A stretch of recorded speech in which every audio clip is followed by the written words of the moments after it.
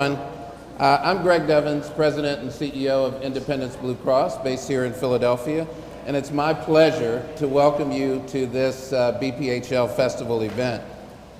Independence was one of the founding partners of BPHL a few years ago, and now that the festival is in the very capable hands of Amplify Philly, we're very proud to still be a part of it.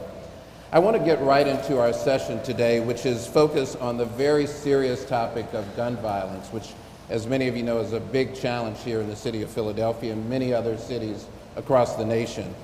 For our company and our colleagues in the healthcare space, it really is a critical issue. It's a public health issue, which our panelists will be discussing. It's a health equity issue, which is one of our top priorities at Independence and for all of the Blue Cross Blue Shield organizations across the country. And it's a community issue affecting our members and the communities where they live and work. So we want to explore the intersection between gun violence and healthcare today. And we're fortunate to have an outstanding panel, guest panel with both local and national perspectives. So let me take just a moment to introduce them. First, to my immediate right is Dr. Philip McCallion, who is a Temple University professor in their College of Public Health, where he directs the School of Social Work. His research includes looking at evidence-based interventions in health promotion and service system redesign. And he recently contributed to an IBX, or Independence Insiders blog, on the topic of how to think about gun violence as a public health issue. Dr. McCallion, welcome. Thank you. Thank you. To my far right is Dr. Chidi Wakama, and she is an emergency room medicine physician with Penn Medicine. She's affiliated with Penn Presbyterian Medical Center, the Hospital of the University of Pennsylvania, and Pennsylvania Hospital. Her areas of clinical expertise include emergency department clinical care, including gun violence prevention and also health equity. And you may have seen her writings in the pages of the Philadelphia Inquirer recently, and in June, she and a colleague wrote an editorial on how to stop the cycle of gun violence in Philadelphia. Dr. Wakama, it's a pleasure to have you here. Thank you. Hi, everybody. And then connected with us virtually from the campus of Purdue University in Indiana, I'd like to welcome Dr. Jerome Adams. Dr. Adams is a presidential fellow and the executive director of Purdue's Health Equity Initiatives, as well as a distinguished professor of practice in pharmacy practice and public health. Previously, as the 20th U.S. Surgeon General, Dr. Adams was at the forefront of America's most pressing health challenges. That included being a member of the President's Coronavirus Task Force. He's a licensed and practicing anesthesiologist and a passionate communicator about health issues, including gun violence. Dr. Adams, thank you so much for joining us, and I'm actually going to start the conversation with you. Just to set the stage, to date in Philadelphia, there have been 374 homicides, according to the comptroller of the city. That's about 3% ahead of the record pace that we experienced in 2021, which of course was the deadliest year on record in the city of Philadelphia, with a total for the full year of about 500 homicides in Philadelphia, and I think roughly 90% of those killings were by guns. And in addition to those who've been killed as a result of gun violence, we've had thus far this year about 1,300 non-fatal shooting victims. And there's a clear sense that Philadelphia, like many other places across the country, is in the midst of a gun violence crisis, which, as I mentioned before, is a severe public health issue. So Dr. Adams, drawing on your national perspectives, what are some of the public health approaches that Philadelphia could implement to combat this crisis? Well, thanks for that question, and I first want to confirm, you all can hear me? Yes, we can.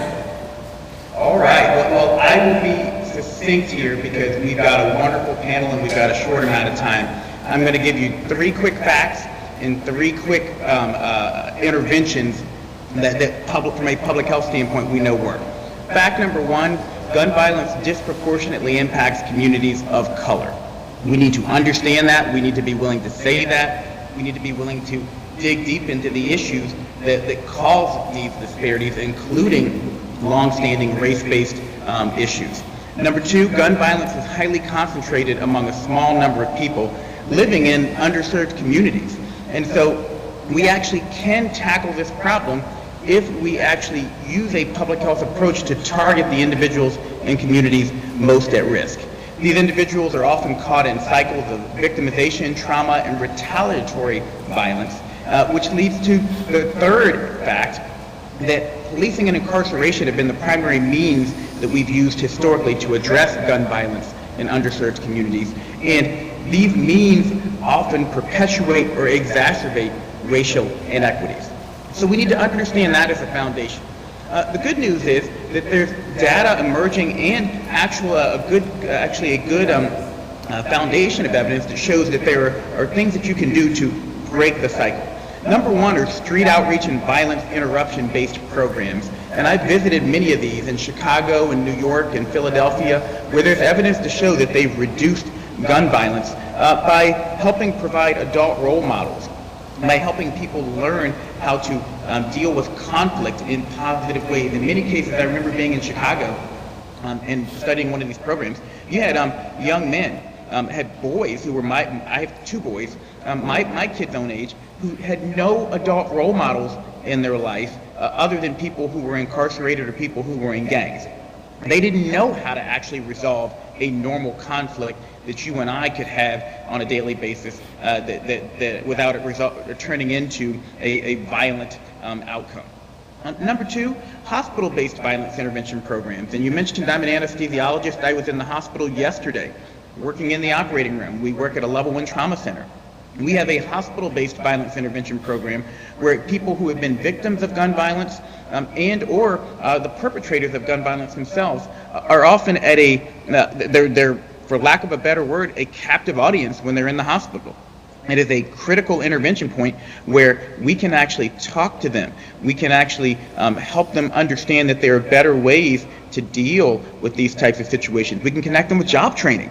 In many cases, they're committing these acts because they don't see that they have the opportunity in life to do other things. And then finally, and this is an important one that people don't always think about, you can change the environmental conditions that lead to community violence.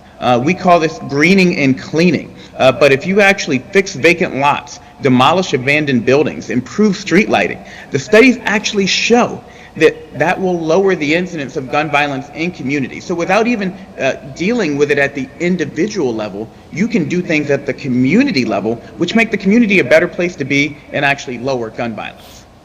Thank you, Dr. Adams.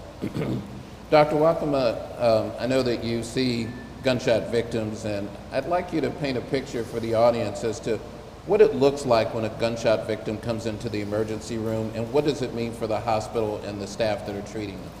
Yeah, that's a great question. I was working yesterday, just like Dr. Adams, and what it looks like, it's a harrowing scene, I'll tell you that right now. So we get an alert overhead that, let's say, 15-year-old boys coming in by the police. Police are usually who scoop up and drop. It's faster than the ambulance. So we have few seconds to get ready, and we go in and just prepare ourselves for what we're gonna see. We don't know what's gonna happen. We don't know where this person's been shot. So really just all hands on deck. There are surgeons, there are ER personnel, there's chaplains, there's nurses, techs, multiple people, multiple interventions that are done to help these patients. We're pumping fluids into them, we're pumping blood into them. We might be cutting them open to see if we can restart their heart. So this is a very labor and resource intensive thing, and it happens daily. So imagine what that does to the staff's psyche. Imagine what that does to the resources in the hospital.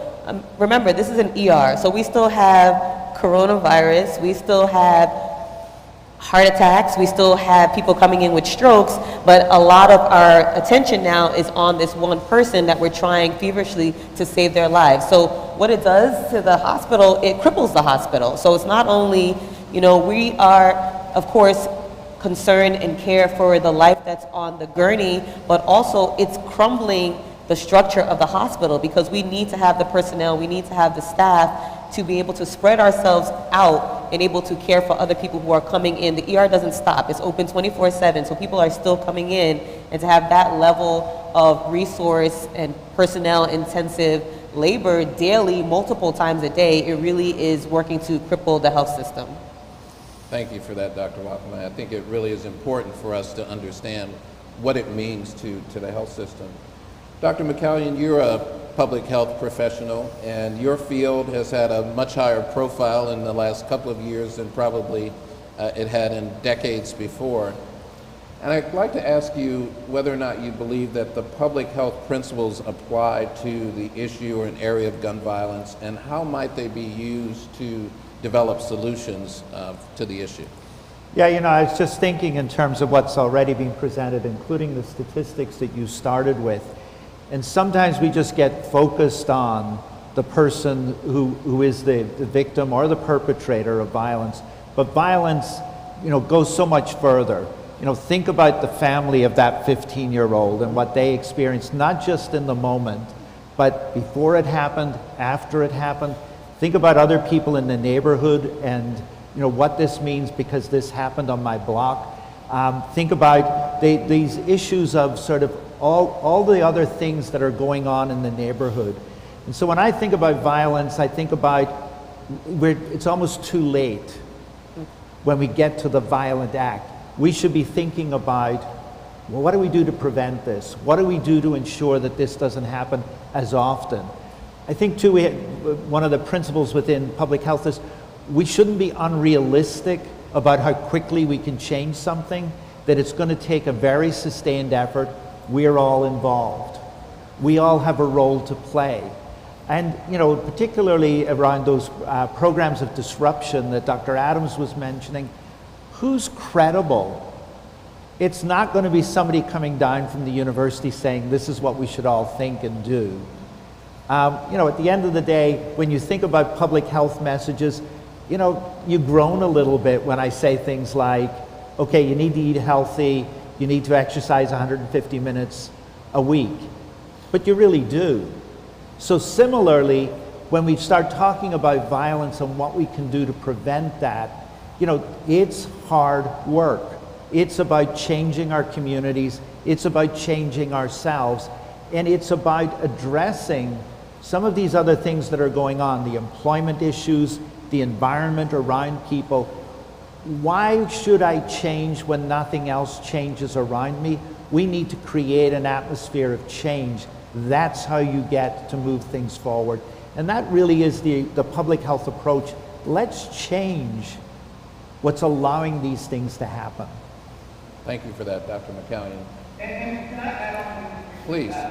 He talks about violence prevention in a public health approach. And when we think about COVID and compare it to gun violence, it's really the same process that we need to go through. Number one, we need to define and monitor the problem. So we need to encourage cities and communities to actually understand the problem, which is why I broke down those 3 facts in the beginning. We need to understand who this is impacting. And we need to continue to monitor to see if it's getting worse, if it's getting better. Number 2, we need to identify risk and protective factors. And we know that there are risk factors, but here's where the research is really exciting, and I want people to leave feeling good about the fact that we've got more research than ever, that there are protective factors that we can embed within communities. And again, going back to visiting the folks in Chicago, when they intervened and when they embedded protective factors into high-risk settings and communities, and particularly with high-risk individuals, they actually were able to prevent violence being done by or to those individuals. Number 3, we need to develop and test strategies, and so this is where research comes in. Unfortunately, research on gun violence has been stymied over the last 20 or 30 years for political reasons, but we need to study it just like we study COVID or monkeypox or any other disease out there. And then finally, that leads to the 4th step in a public health approach, assuring widespread adoption, because this isn't going to really be fixed one person at a time. A public health approach really means, again, as has been discussed, doing this on a community level, changing the community, and having a community that is acceptive of and embraces change. Thank you, Dr. Adams. I think those are great points. I talked about gun violence as a public health crisis, but we also have another crisis that the country is exposed to now, and that is around mental health. And some would argue that there is some correlation, some connection between the two. So I'll open up to any of our panelists to just get your perspective as to what you say about and think about the correlation between the two crises, and what you think can be done to address the mental health impact associated with gun violence. Yeah, I can start with that. So there definitely is a correlation, whether or not it's mental illness that begets gun violence, but we definitely know that there's a trickle-down effect that happens after gun violence. The Children's Hospital of Philadelphia, they did a research study, I think it was published last year, where they found that children, and that was infants to 19, is what they studied, were coming in after gun violence. Like they would have an issue happen on their block, and after the next 30 days or next 60 days of that gun violence particular incident, you would have at least thousands of children coming in with mental health related issues, whether it's anxiety, depressed moods, PTSD, and these are children. And I've seen the same thing in real practice without having to do a clinical study or a research study. After there is an incidence of violence on these blocks, people are coming in. So I talked about the resources in our emergency rooms in our hospitals. Now we're having an additional surge of people coming in and not understanding their symptoms, not understanding where it's coming from. Why am I having these panic attacks? Why am I feeling depressed? So there definitely is a trickle-down effect. And also, when you do have a patient that is a victim of violence, there's a hopelessness that comes with that. There's a helplessness that comes with that. And that just increases their likelihood to just continue this cycle of violence, to be another either perpetrator or victim. And we have a lot of patients that come in multiple times, haven't had gunshots. One of our questions that we ask, have you been shot again? Because we don't know which bullets are new and which bullets are old. Like, that's how serious this is. Once you're in that cycle, it's very hard to break that cycle. And then after that, of course, you're going to have these feelings of depression, the feelings of anxiety. You can't be a productive part of community because you're debilitated mentally, physically a lot of times. So mental health definitely is a huge issue because we're seeing it at the pediatric children level, at the adult level, and we're also seeing it with our staff. I will be remiss if I don't mention our healthcare workers. We're the same frontline heroes that took care of coronavirus, now monkeypox. You know, we're tired. We're tired. We're tired. I'm gonna keep it real, like we're tired. You know, we're still taking care of multiple epidemics at once. And I have a lot of my colleagues who are stepping down from clinical practice because they can't take it anymore. And so we're not trained in medical school how to take care of multiple wounds and trauma and repeated trauma day in and day out, multiple people in a day. We're not trained. We're not soldiers. We're not in the army. We're not trained to take care of that and take care of ourselves. So we have multiple rungs of mental health illness here. We have the healthcare providers, who's going to take care of the people who are supposed to be the caretakers, right? And then we also have our children and the victims, the actual victims of this violence. So, if I could jump in on that as well, you know, I think one of the mental health challenges is the view out there that violence is by people who are mentally ill, and it's a real disservice. Yeah. Not that it's not possible, but if you start saying it's about mental illness, then it gives us all an excuse not to look at the other causes and the other reasons. And it causes a particular group to be stigmatized and to be targeted because of that. And so I feel really strongly about the mental health consequences, and I think you just gave a really great description of the range of ways in which that can occur. But we also need to be careful not to attribute the actions as being the result of mental illness, because it lets the rest of us off the hook in terms of our role in trying to reduce violence. Thank you for that, Dr. McCallum. And can I stitch together a couple of themes here? I love the point that you just made about mental illness, and I think it's important for us to understand that a public health approach really does imply that we're getting upstream. And it's important for us to understand as we go upstream that there's a spectrum of mental health. And on one end of that spectrum is mental illness, but on the other end of that spectrum is mental wellness. And we need to encourage mental wellness in our communities because the lack of mental wellness does, I think, lead to violence, even though that is not the same thing as saying that someone is mentally ill. And so what do I mean by that? I mean teaching people conflict resolution, teaching them how to meditate, understanding what trauma-informed care is so that we're not re-traumatizing people over and over again. These aren't people with mental illness diagnoses, but these are people who live in environments where it's difficult for them to be mentally well. And so I think that's an important part of this. But I'm going to say something else that may be provocative, but I think it's important. We need to talk about not just homicide, but about suicide. Why? Because twice as many people die in the United States from firearm-related suicides as homicides. But what makes the news? What makes the news are the homicides, and we end up focusing our attention in a negative way on a subset of the population. Whereas if we thought about this, again, from a mental wellness standpoint, and understood we're in a suicide crisis also, I think it could help us with both issues. I think it helps us with both issues. Number one, because you look at a lot of these individuals out there who are committing these violent acts. I would assert, and this is where I'm going to be provocative here, that in many cases, they're not far away from folks who are committing suicide. These individuals know that my life is essentially over if I go out and commit this violent act. I'm going to be in jail for the rest of my life, or I may get shot myself in retaliation. So they are, in many ways, actually taking these same decision-making processes as someone who's decided to take their own life by committing a violent act. We need to understand, and I put out a call to action as Surgeon General on suicide prevention back in 2020, that there are measures, there's evidence base that shows how we can prevent suicide, helping other people build life skills, increasing social connectedness and support. Remember, I talked about mental wellness, identifying and supporting people at risk. This is a big one, supporting lethal means safety. The more that we can have safe storage of guns, the more we'll lower homicides and suicides. Supporting access to effective care, seeking help supporting care when experiencing suicidal thoughts, and then supporting individuals who've been affected by a suicide attempt or a homicide attempt, because as was mentioned earlier, it's not just the individual who got shot, whether by suicide or homicide, it's the family. It's even the person who perpetuated the act who then is more likely to go on and be a victim in the future.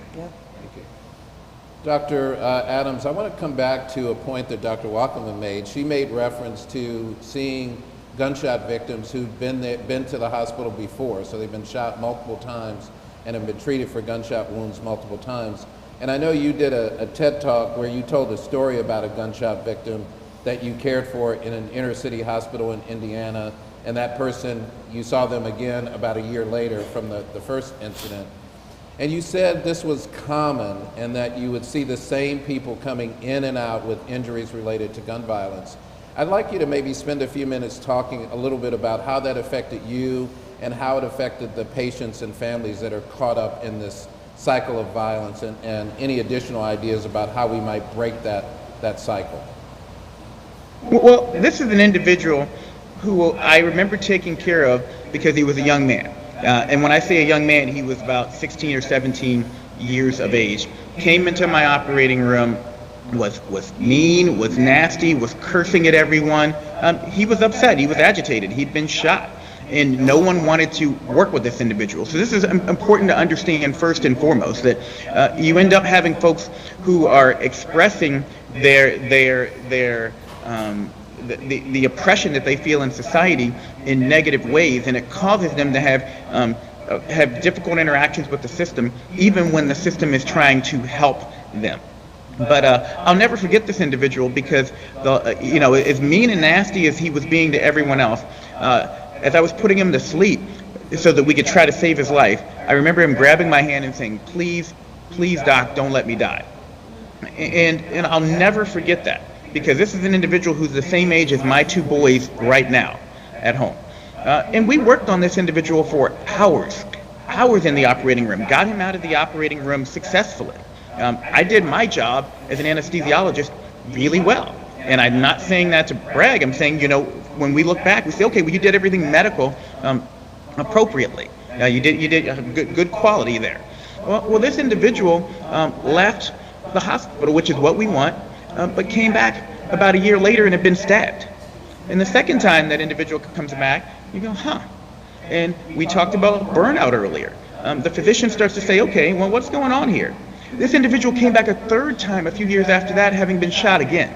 The third time that individual comes back, and I'm going to be honest with you, I'm a dad. I'm working hard in the hospital. I'm missing my kids' soccer games, my daughter's music recitals. You start to ask yourself, why am I hurting my mental health and my relationship with my family, only to keep coming back in here and doing the same thing over and over again that isn't changing this individual's outcome? Definition of insanity, doing the same things and expecting a different result. And I tell that story because the problem was, it wasn't about what was happening from a hospital quality operating room standpoint. The problem was that we didn't take the time to ask this individual, do you have a home to go home to other than going back to the gang that you were a part of? Do you have a job? Do you see a prospect for a different life out there? It cost us about $200 a day to incarcerate someone. So I mentioned earlier how most of our approach thus far to gun violence has been to lock people up. $200 a day. We're spending between $50,000 and $100,000 a year to lock people up. How about if we spend 1/10 of that on violence intervention programs and on programs to really reach these people when they're young, before they're involved in violent acts, to help them get involved in sports, in job training, and be paired up with adult role models. That's what I hope for the individuals who come in my operating room. Not just that we get them out successfully, but that we actually give them hope when they leave the operating room and prospects for a better life. Thank you for that, Dr. Adams. Dr. Wakama, you wrote poignantly in Penn Medicine magazine about what it means to see gunshot victims who look like you or who live near you. Can you spend a few minutes talking about how that affects you and what impact it's having on our fellow citizens who are in neighborhoods that are plagued by gun violence over and over and over again, especially young people? Yeah, so I talked about that, and I have a lot of things that I want to say even about what Dr. Adams was talking about with just the cycle of violence and seeing patients coming in over and over. But what I will say is, and I made a point about this and how it affects me, the reason why I even got into this work about gun violence is because I'm a black female. I can't ignore that. I'm the only black female in my institution in the ER. And so this is plaguing black people. So I can't turn a blind eye to that, I live in the communities that are affected as well.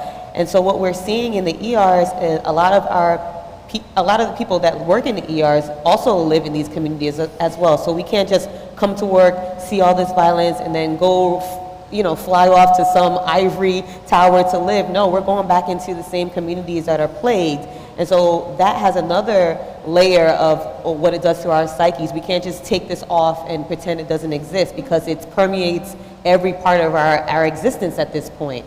And I do want to make another point that because we're living and working in these environments and in these communities, a lot of times we're afraid that we're going to see someone that we love, that we know. We're pulling people out of John Doe, Jane Doe, out of cars, police cars. We don't know if that's going to be our brother. We don't know if that's going to be our sister. And as a black person, the likelihood that it is going to be my brother or sister is 5 times more than my white colleagues. So that's something I had to come to terms with, and that's something that I felt a pull towards, and that's why I'm an advocate, or that's why I kind of went into this space accidentally, because I couldn't turn a blind eye. So I hope that answers your question of what it feels like to be kind of embedded in this. And I just want to make a point that there are about 57, in Philadelphia, 57 city blocks that have concentrated pockets of violence, right? So it affects a small amount of people, but we're all affected. We don't live in a silo. So we have these black men that are dying, being incarcerated, being permanently injured and wounded. They can't join the workforce. There can't be fathers in the home. You know, we have the effects of our children who have no fathers in the home, and then we're just perpetrating this cycle that we're talking about because we have no role models that are black men. And so it's really like hard to get mad at a patient that comes in and they're angry at their existence and angry at their situation. And I posted this meme the other day about, you know, if you're interviewing to work in the ER, the first question you got to ask is, can you fight? And that's real because people are attacking us in the ER because they're upset about what's going on. They're being shot multiple times. They're living in this hopelessness, this helplessness, and that's something that we have to come to terms with as medical providers and as people who live and work in the community. Thank you for that. There's, as a physician, you talk about, again, the burnout and the frustration, and we were talking before this panel started about all the other issues that we have to deal with. Cancer screenings are down, and that disproportionately impacts black communities, black and brown communities. Diabetes screenings are down. Cardiovascular screenings are down. I remember talking to individuals who were part of some of these violence interruption programs, young people, and you get frustrated. You wonder why I can't get you to understand the dangers of smoking, why I can't get you to understand the importance of being vaccinated. But I'll never forget talking to a young man who was he was about 12, about my daughter's age, and he was living a very different life than what my daughter was living. He had to grow up real quick. But this young man didn't know a single male in his life over the age of 25 who wasn't in jail or dead. Yeah. So how are you going to get people to think about improving their health in other ways if their prospects for living a long and healthy life are nil? They don't exist. And so I just, you know, you and I, we're kindred spirits, and it's both frustration, but also I think a persistence to work in these communities. And I just want to know what gives you hope. Yeah. Why would you ask me that question? I didn't prepare that question. What gives me hope? What gives me hope is things like this, right? So we're having these discussions, we're raising awareness. We have all the bright and the boldest minds, the innovation. We have all the research. So that gives me hope. I know that this is going to be a marathon. We didn't get here in a day or a year. This is something that's been decades in the making. And so I know that it's going to take a long time for some of the work that we're doing now to even take effect. So what gives me hope is that the conversations are on every aspect. They're at every platform, every level. That gives me hope that, you know, even though there's only a small amount of people really in the grand scheme of things that are being affected, there's a large amount of people who feel this pull towards change and feel this pull towards getting up and doing something and being aware and actually involving themselves in this work. So that's what gives me hope. Sometimes I have more hope than others. Some days I have no hope, but today I have hope because I'm here speaking to all of you, bright minds, and I feel like that's what's going to turn the tides. That's what's going to change, and that's what actually gives me hope day to day. That's great. Thank you. Yeah. I think we all need some hope. Yeah. Dr. McCallion, you know, we've talked today a lot about the impact of young people being involved in gun violence, and I know some of your research focuses on the aging process and on people with disabilities. And many of the folks here probably heard a story that got a lot of attention in the press in June about a group of young children, all under the age of 15, that beat an elderly man in North Philadelphia to death. And while it wasn't gun violence, certainly this tragedy paints a disturbing picture about the general culture of violence that we see in our city that affects vulnerable groups, including sometimes elderly and disabled individuals. So I'm interested in knowing how are these often invisible groups of citizens impacted by gun violence, and how might we better protect them and care for those vulnerable individuals?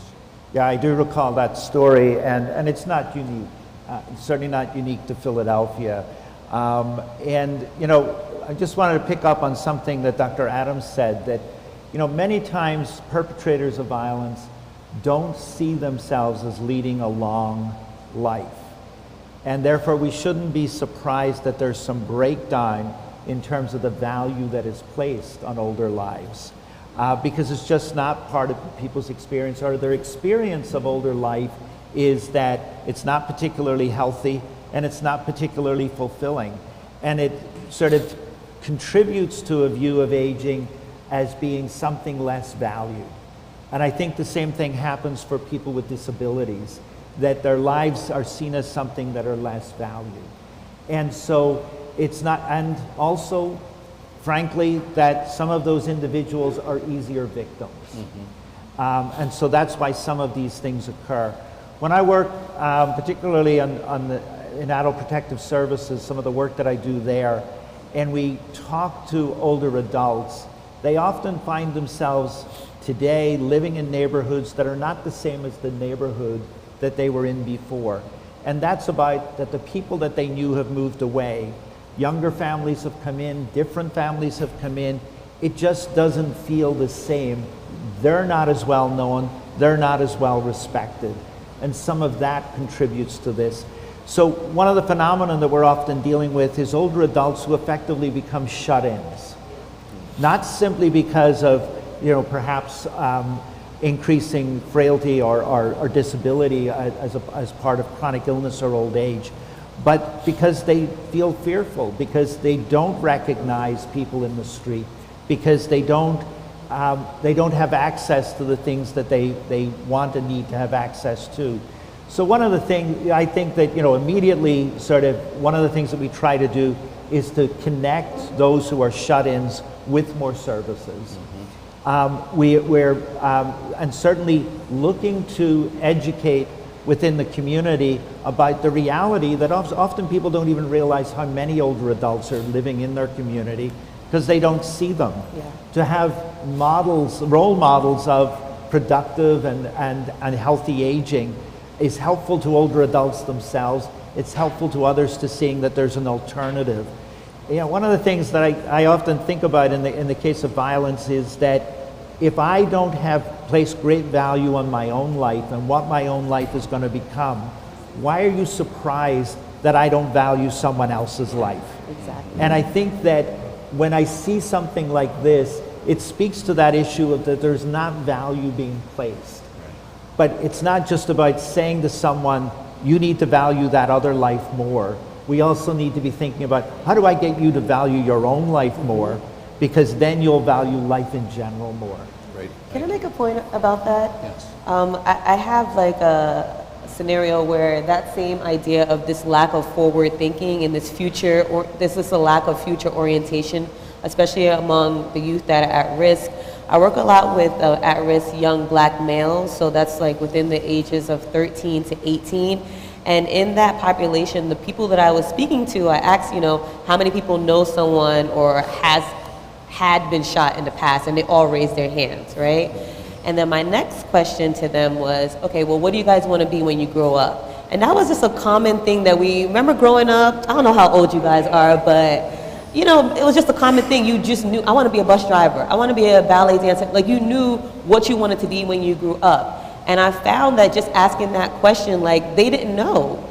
And they had no idea what they wanted. They never thought about it, didn't think, had no idea what they wanted to be. And so that lack of future thinking was what I focused on. That's what I zeroed in on, because a lot of times you can do a lot of these scare tactics. Some people bring me into schools to talk about, what do I see in the trauma bay, show pictures of what it looks like. And I find that, yeah, that can have a place, but it was more helpful for me to focus on future, because if they have an idea of a future, then they can envision a future for someone else. If you don't think that you have a future, who cares about someone else's future? You can snuff that person's life out. No one will bat an eye.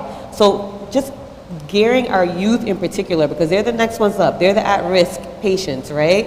50% of our patients that come in gun violence are less than 30. I don't know how old you guys are. I'm greater than 30. I'll let you guys know that. But yeah, less than 30. So these are youth. These are young adults. And then we have the age is getting younger and younger of the patients that I'm seeing. The youngest I've seen as a victim is 2 years old. So I don't know, let that sit in and set for all of you. Just trying to give you real life perspectives of what we're seeing. There's a lack of future orientation, and I think if we focus on that, particularly with the younger generation, that might have a part, of course it's not the whole picture, but it might have a part in stopping these cycles that we're seeing. Well, this has been a great conversation. I know our time is winding down.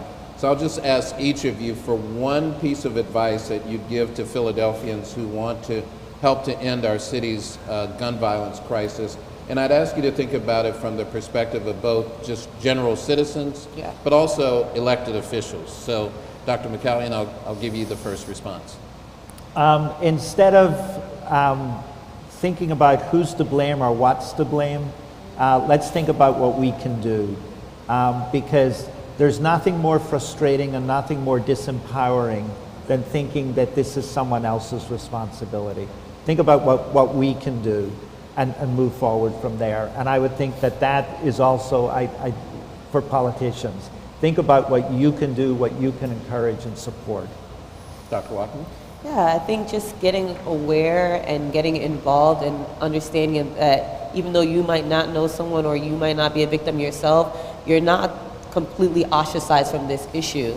And so this is a multi-pronged approach, right? There's a lot of players here, and you can be a player. You have to just dig into what it is that you're good at. If you're a policymaker, if you're an advocate, if you do really well on social media, if you're in healthcare, find what you can do in that sector and focus it on gun violence, because it has to be attacked from multiple different principles and disciplines, and I think that's what each person can do. Just find what you're good at and focus that on this issue. And Dr. Adams, I'll give you the last word. Well, I'm going to go super duper practical, but this is something everyone can do, and I talked about it earlier, but I want to finish with it. Greening and cleaning of communities. If you clean up an abandoned parking lot, there is data that shows that will lower the chances that a violent act will be committed in that space. If you clean up graffiti, if you pick up trash off the street in these communities, and here's the problem. Violence happens and everybody flees these communities, and then they go into further disarray, and it leads to this vicious downward cycle. Each one of us in our individual lives, or more broadly in our roles as part of a system, can have a part in cleaning and greening these communities. And if we do that, that's something that we know will lower the chances of gun violence, and it's something every single one of us can do. Thank you for that. Well, I really wish we had a lot more time for this discussion with this distinguished group. There's certainly a lot to think about and a lot of work to be done. I've certainly learned a lot today in this very short period of time, and one of the things that resonated with me that I heard Dr. Adams make reference to, Dr. Wakema make reference to, Dr. McCallion make reference to, is the notion of hope. We have to give young people more hope and something to look forward to.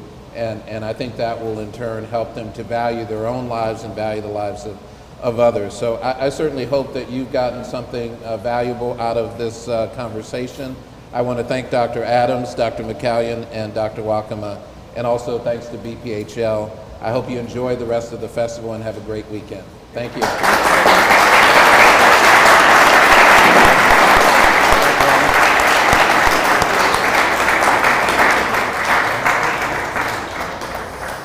Thank you. That's good. All right. Thank you very much.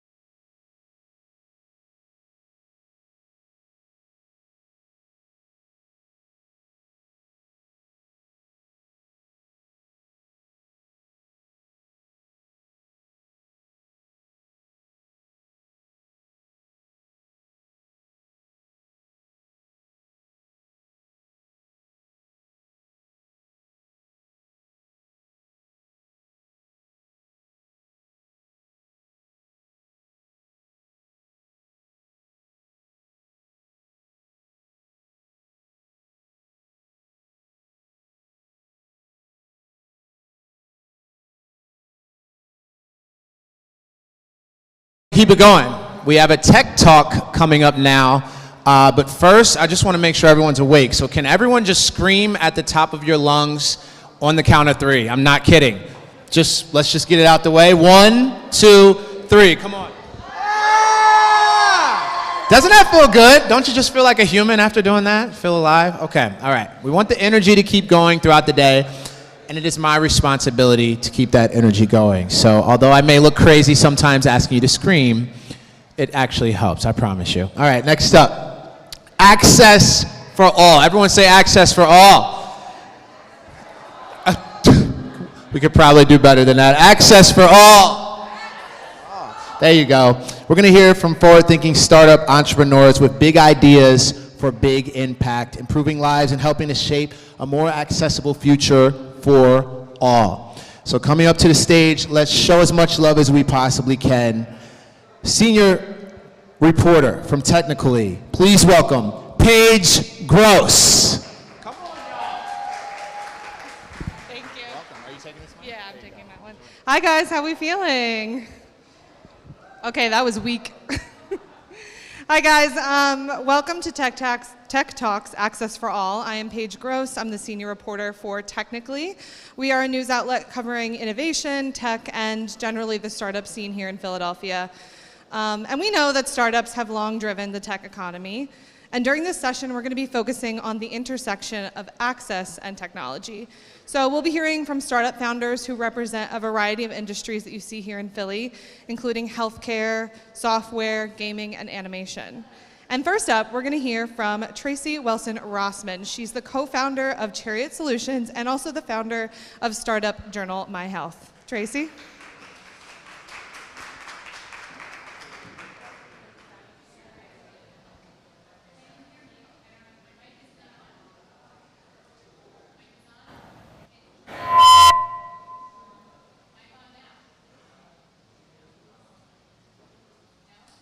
Scream? Oh, there we go. Oh, that's a little feedback. All right.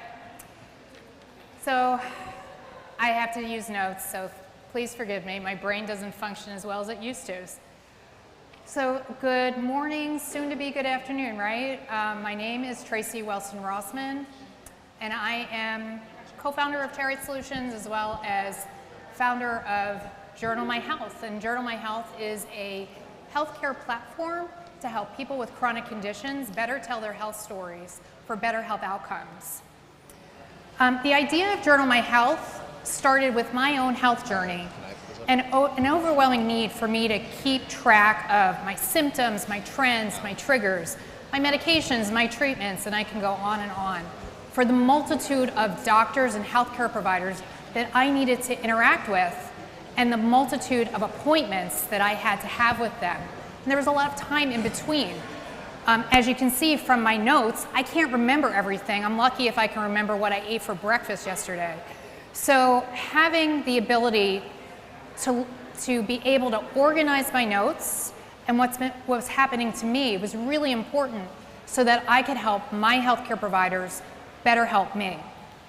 So about 5 years into this odyssey, this little baby came into creation, the iPhone and the smartphone. I decided that it was going to be, I could marry this technology with my need to take notes easily anywhere where I was. Just a little bit of history. Before I was born, my dad was a computer programmer, and he would tell me stories about the computers that he was working with, that they were the size of a football field. Pretty crazy. Now, this little device is 100,000 times more powerful than what my dad was working with a little more than 50 years ago. So that meant that we have a supercomputer that's sitting in our pocket or pocketbook. Listen, I'm not the first person to understand the power of which this was going to allow us to do more complex work in a much smaller space. Anyway, I put the idea for Journal My Health aside until about 2 years ago when a flare-up and the ability and offer to develop the app coincided. I realized that the idea still had merit, but the technology that was available was even better and further reaching. And I realized that it wasn't just me who needed this solution. There's 133 million people in the US, almost 50% of the population, who is suffering from a chronic condition. One of the secrets that those of us who have a chronic issue, there's a multiple of factors that impact you. It's not just your symptoms. And it could be sleep, stress, your menstrual cycle.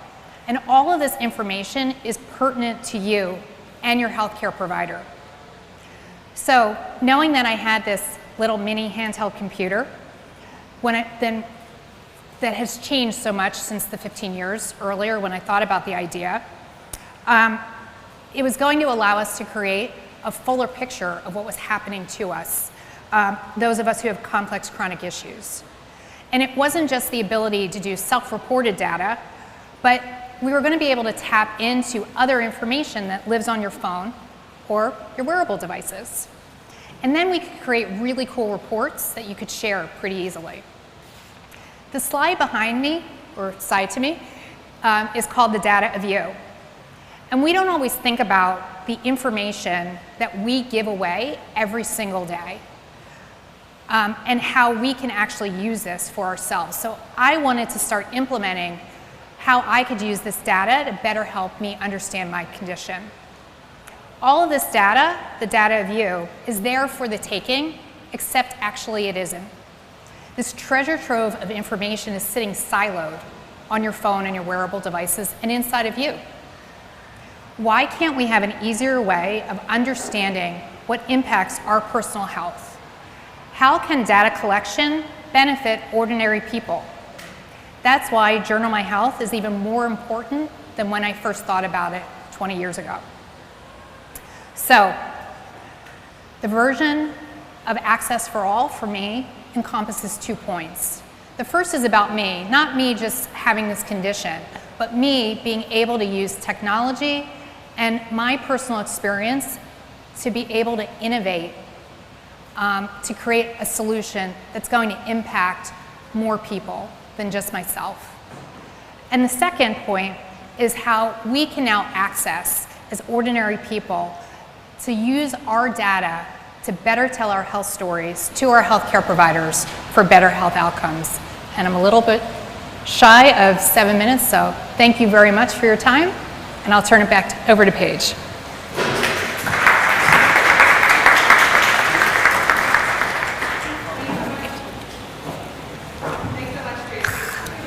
Done. Finished. As a people in the healthcare sector for 7 years, we're going to bring on Deavens. She's the founder of 3-year-old healthcare tech company, Viora Health. Deb?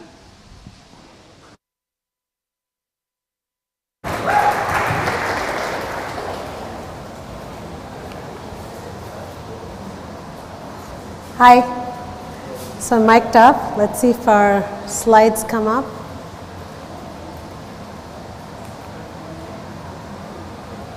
Okay. Hi everyone, I'm Deb Dutta. I'm the founder and CEO of Viora Health. We're based right here in West Philadelphia. And I'm a two-time entrepreneur, I'm an immigrant, and I really am very, very thankful for this opportunity to speak about a topic that's very close to my heart today. And that is technology access for all. Now, this is close to my heart because of the work that we are doing at Viora Health, which is really to empower those that face social needs and social barriers, one of which is technology barrier, to be able to access and better manage their health at home. I want to start with what we know to be success for a product and company. It's really the ability to reach people. And on the flip side, technology accessibility is lost if that ability of the product, website, or app is not easily understood to a wider population. And this access is limited, oftentimes by a lack of infrastructure. So that can be access to bandwidth or internet access, affordability. We all know the newest and latest smartphones and access to services are expensive. technology savviness, our senior population primarily, our own grandparents and parents. Education and literacy is also important in terms of how you understand content online. And then finally, language.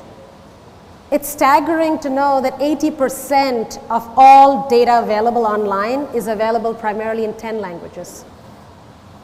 Now, just some stats. 80% of US adults have smartphones, and 77% have broadband. But 30% actually face internet issues or access issues. And some more stats. This is by Pew Research. It's really surprising, or maybe not so surprising, to see that there is a really great deal of difference in smartphone and broadband usage by age. So 18 to 29-year-olds, a large portion, about 90% have access, whereas when we move to seniors, only 61% have access to smartphones. For high school educated, the access to smartphones is 75%, whereas if you're college educated, is upwards of 95%. And then in terms of income, less than $30,000 of income, the access is at 76% of smartphone usage, whereas for someone who's college educated, 96% of the time they have access to smartphones. And so what do we really do with this information? Well, at Viora Health, our target is particularly those that are facing such barriers. So the seniors, underserved populations, typically racial ethnic minorities. And so let's meet Sheila, who is a real participant in one of our programs. She has diabetes and hypertension. She lives alone, and she faces low literacy and technology usage, as well as has limited bandwidth access at home. And so when Sheila visits her doctor, she's given a treatment and sent home.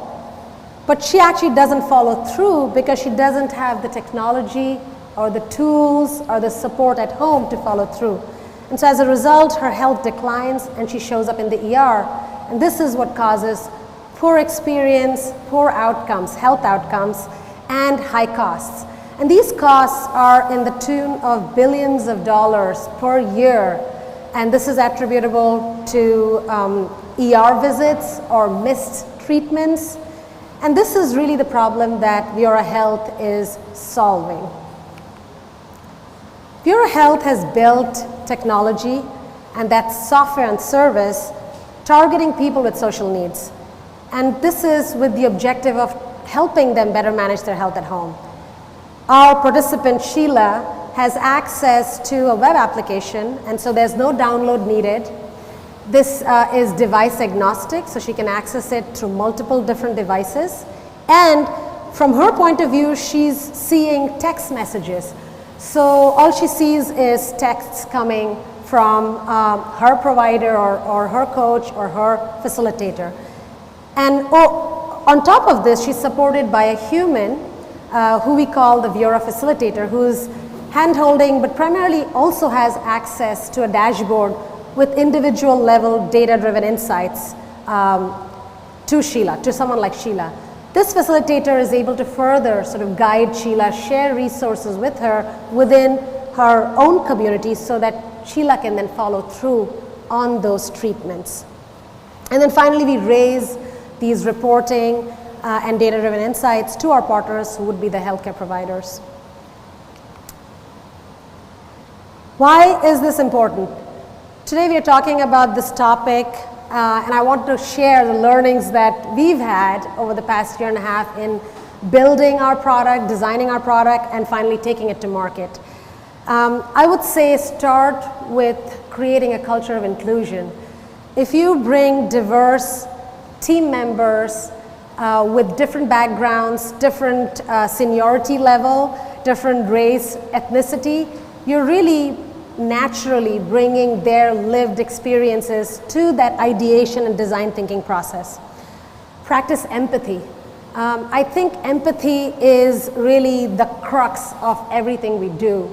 So be it creating culturally competent content, creating content that is really at a low level of proficiency, easy to understand. All of those are driven by this empathetic understanding of the need of our user. That's Sheila. Creating a omni-channel presence. So really it's important to go beyond a web presence to meet the user where they are. So you could go offline using mail, phone, text, and you know, just on social media channels as well, Facebook, WhatsApp, etc. And then finally, align yourselves with like-minded vendors who are also practicing the same culture of inclusiveness. So thank you again for this opportunity to speak to you today, and I'm available at deb@viorahealth.com. If you want to learn more, speak to me about the work we're doing. We're also hiring, so please check us out, and I'd be happy to speak with anyone after. Thank you.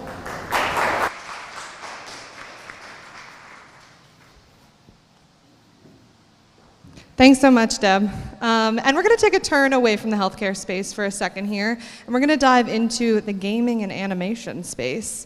Next, we're going to hear from Nicodemus Mandeo. He's been working on gaming and animation company Jump Button Studio over the last decade or so, and he's sharing what he's learned in that time. Nick?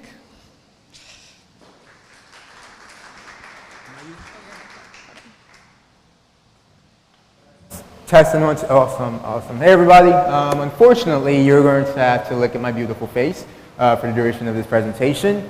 I'm Nicodemus Manadu, and I'm going to be talking about Jump Button Studio and how we are working to make gaming more accessible to as many youth and young adults as possible.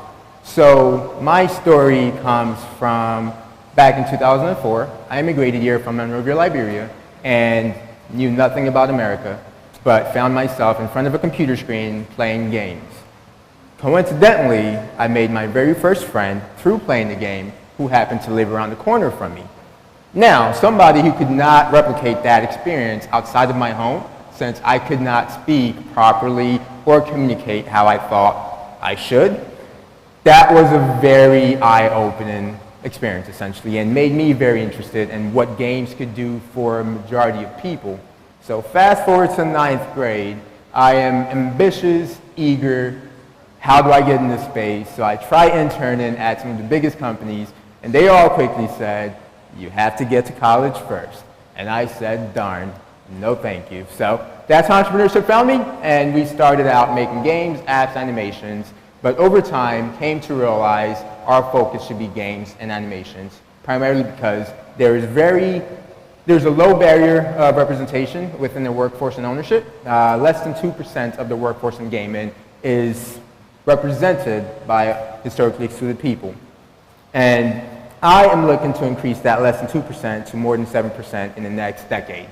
So what do? We make games, animations, and work with big brands such as Disney, Nickelodeon, Comcast. Now, I'm going to ask you all a series of questions, and I want you to raise your hand and put it down if you are aligned with that. How many people here uses Facebook? Okay. How many people here uses Snapchat? Okay. How many people here uses TikTok?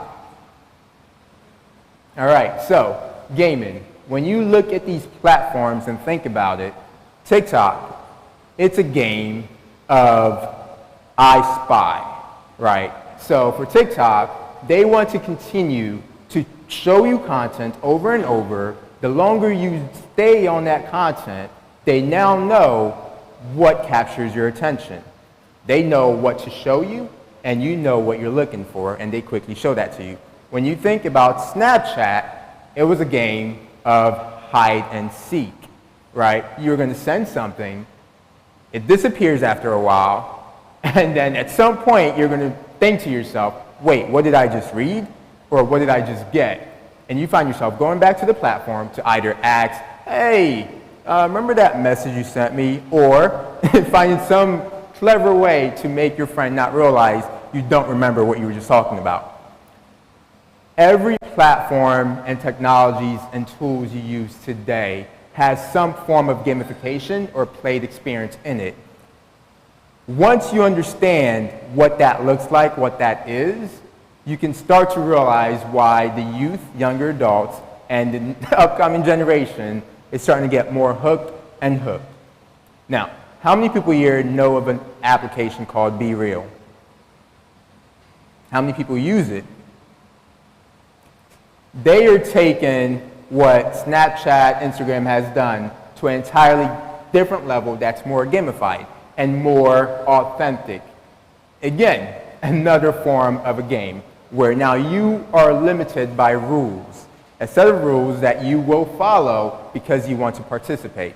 So when we take all of this and think about what does access look like, how many people can we get involved in this space, how many people can we enable and empower to be in this space, especially in gaming, we look at those rules, figure out how do we make it more accessible and understandable, and how do we correlate it to games that people play traditionally outside of their home or just naturally with their friends and family. And then how do we simplify that into different pieces of tools they use or just straight up gaming? That is what we're looking to do, and making sure that individuals, kids, students, adults playing our game leave what we give them wondering, oh my God, how did they make this? I can understand how it correlates to my life, and I can understand what I want to do in this space, so let me go play, or let me go learn about it. Especially when you think about Roblox. Millions of kids around the world are playing the game, creating their own experiences for other people to play and jump in and enjoy, but none of them, well, I wouldn't say none of them since I don't have that data, but majority of them are not looking at it from the lens of, this can translate to a career for me. Roblox isn't going to put the effort to let them know, hey, what you're doing right now, we can pay you for this. And they won't, because that's more customers they can continue to keep. Our goal is to make sure when we create games and experiences like that, people are leaving it realizing, I could go work for this company, or I could go and make this myself too and make it a career. And for us, that is what we see when we think about Access for All. How do we make sure what we're putting in the hands of people isn't just something they're enjoying or they're entertained by, but also something they think about a career path for, while also ensuring that space and the teams that are in that space look as diverse and inclusive as possible. So I have about 1 minute. I want to use that 1 minute to answer any questions you might have about the games industry or entertainment space that could help you understand why your kid, if you're a parent, or why your friends, if you have friends, are more interested in watching other people play games than playing games themselves. Any questions? Any game you've created that you can tell us about that you're really proud of? Really proud of? They're all being worked on right now. I'm very excited about a game we're working on right now with Niantic, the company behind Pokemon Go, in which we are taking the experience from Animal Crossing and Stardew Valley and bringing it in the real world. So now every time you leave your home, you can always enjoy that moment you had on Animal Crossing. That's as much as I can say before they have to come after me. Awesome. Well, then that's it. If you want to reach me, nick@jumpbutton.com, jumpbuttonstudio.com, or jumpbutton.com for anything about us. And thank you so much for your time.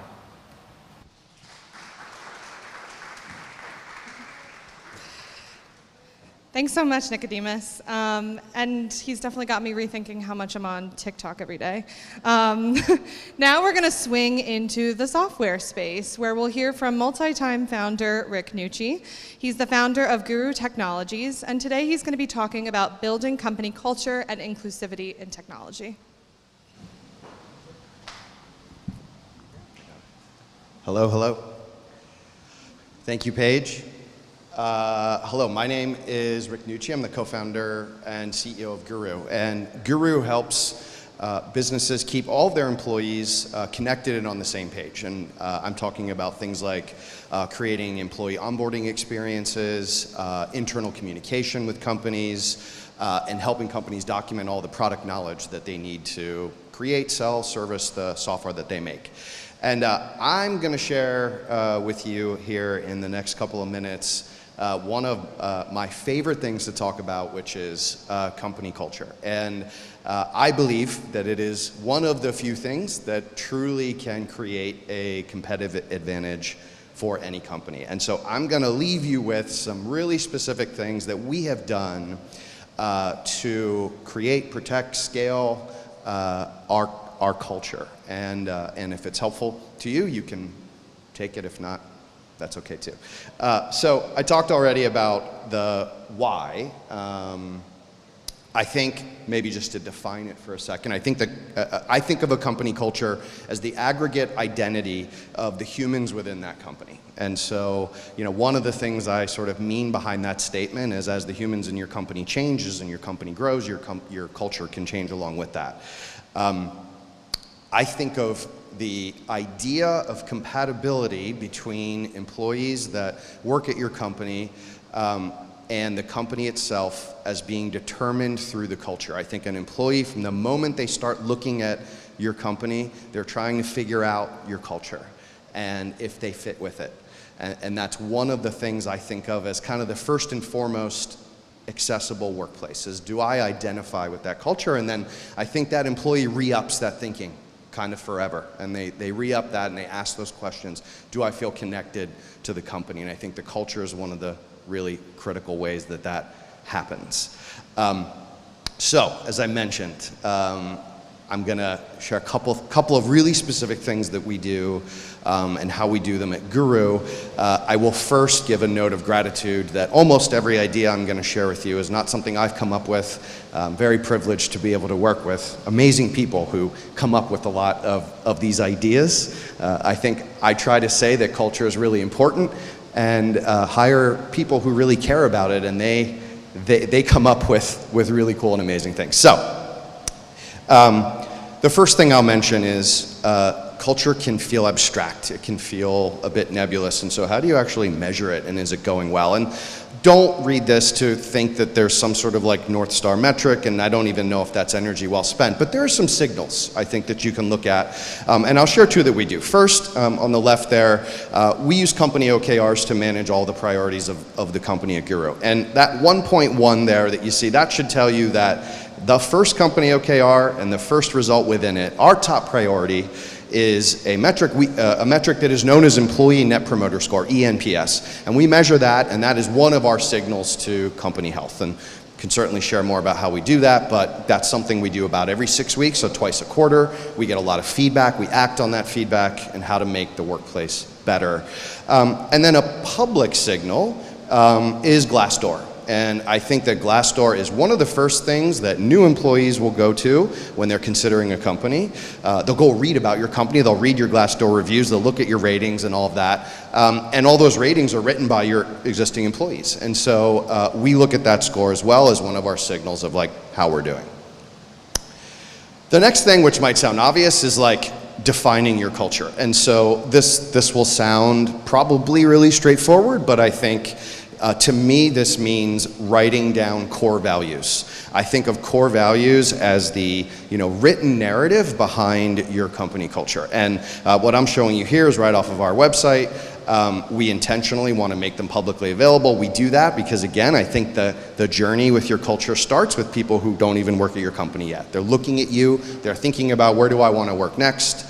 And this is one of the things that they're looking for. Am I compatible? If I read these 5 things, am I compatible? Can I click in and learn more, that sort of thing? So written company values. The other thing I would say about this is we give ourselves permission to change those values. So I talked before about cultures, the aggregate identity of all the humans that work within a company. Well, as that changes, your culture changes. So every 12 to 18 months, we do a new version of our core values, if appropriate. Sometimes we change them, sometimes we don't. We get feedback, etc.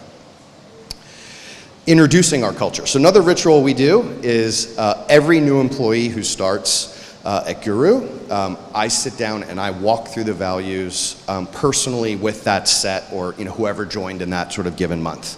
And that is a ritual to kind of give that first impression and help new employees understand that, hey, this matters. Number one thing I always hear is every company talks about culture and they have these written values down and they just sort of sit there on the wall.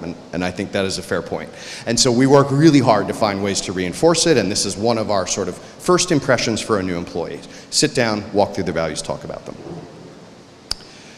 How we interview for culture. So we also have a very deliberate culture interview part of every interview where two people who are not on the team that is hiring run the culture interview. And that culture interview is a guaranteed success or fail. If you don't pass the culture interview, you don't end up working at Guru. And think of the culture interview as reverse engineering our values into questions to assess compatibility. We're not hiring friends. It's great if you make friends at work, but that's not the point of this, right? It's compatibility to the values that we've defined to be important. So we do that culture interview as part of every part of our hiring process. We also have values alignment in our performance review. So every performance review that we do across the whole company asks these two questions. What core values do you believe this person could more effectively put into action?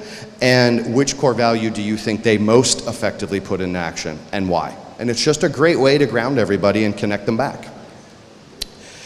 How we celebrate our values. So another ritual we do, every town hall we do something called values in action. And every value that you see on the screen has an emoji in Slack. Anybody that works at the company can crowdsource someone living a value. So you have a conversation with someone, they do something around helping a customer, great, that's a create advocate value for us. Use that Slack emoji reaction, it bubbles up a whole bunch of these contributions, and then in town hall we acknowledge the person, we thank them, and we talk about how they are living that value. So those are my 5 things.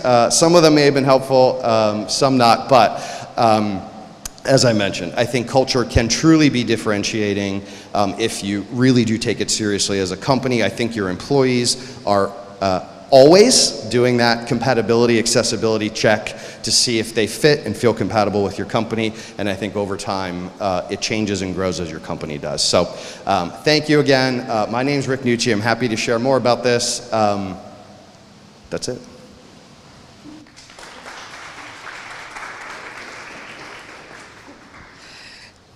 Thanks, Rick. And thanks so much to all of the founders who shared their stories today and what they've learned during their startup careers. So because we have lightning talks for you today, and you only got to hear a slice of their stories, we'd like to invite you out to the parking lot, to the sparking spot area, to engage with everyone, ask questions, and make connections. So thanks so much, and we'll see you out there. Bye.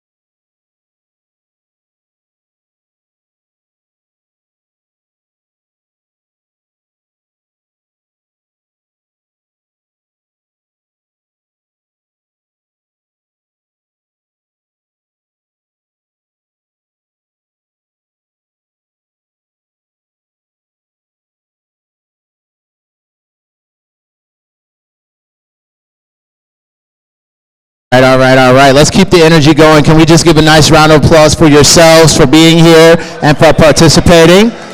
Again, I'm your host, Christian Crosby. Most faces are familiar from earlier today, so just thank you guys for sticking with us. We're going to head into our next chat, calling this the Lightning Talk, and it is practical sustainability. I know we're all aware of the effects of climate change. Is everyone here aware of that? Yes? No? A little bit? Well, this is a perfect opportunity, if you aren't aware, to hear more about it, and if you are, to learn how we can fight against that. Joining us now is the host of Practical Sustainability Lightning Talks, co-founder and editor-in-chief of Green Philly. Y'all better make some noise now for Julie Hancher.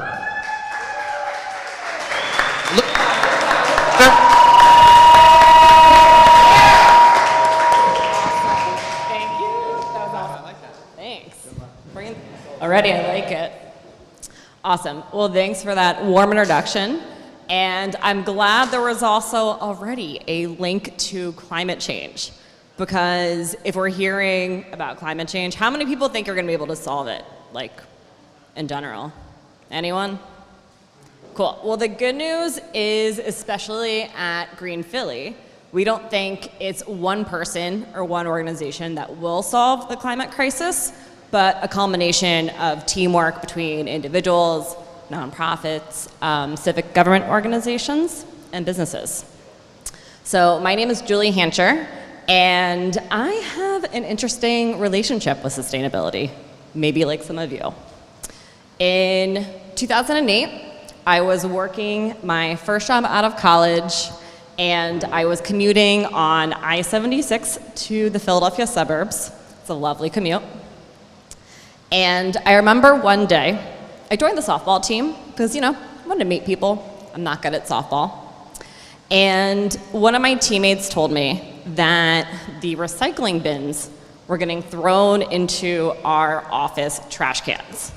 And I was like, I'm recycling everything, I'm sorting everything. And I was like, it's 2008, we're not recycling.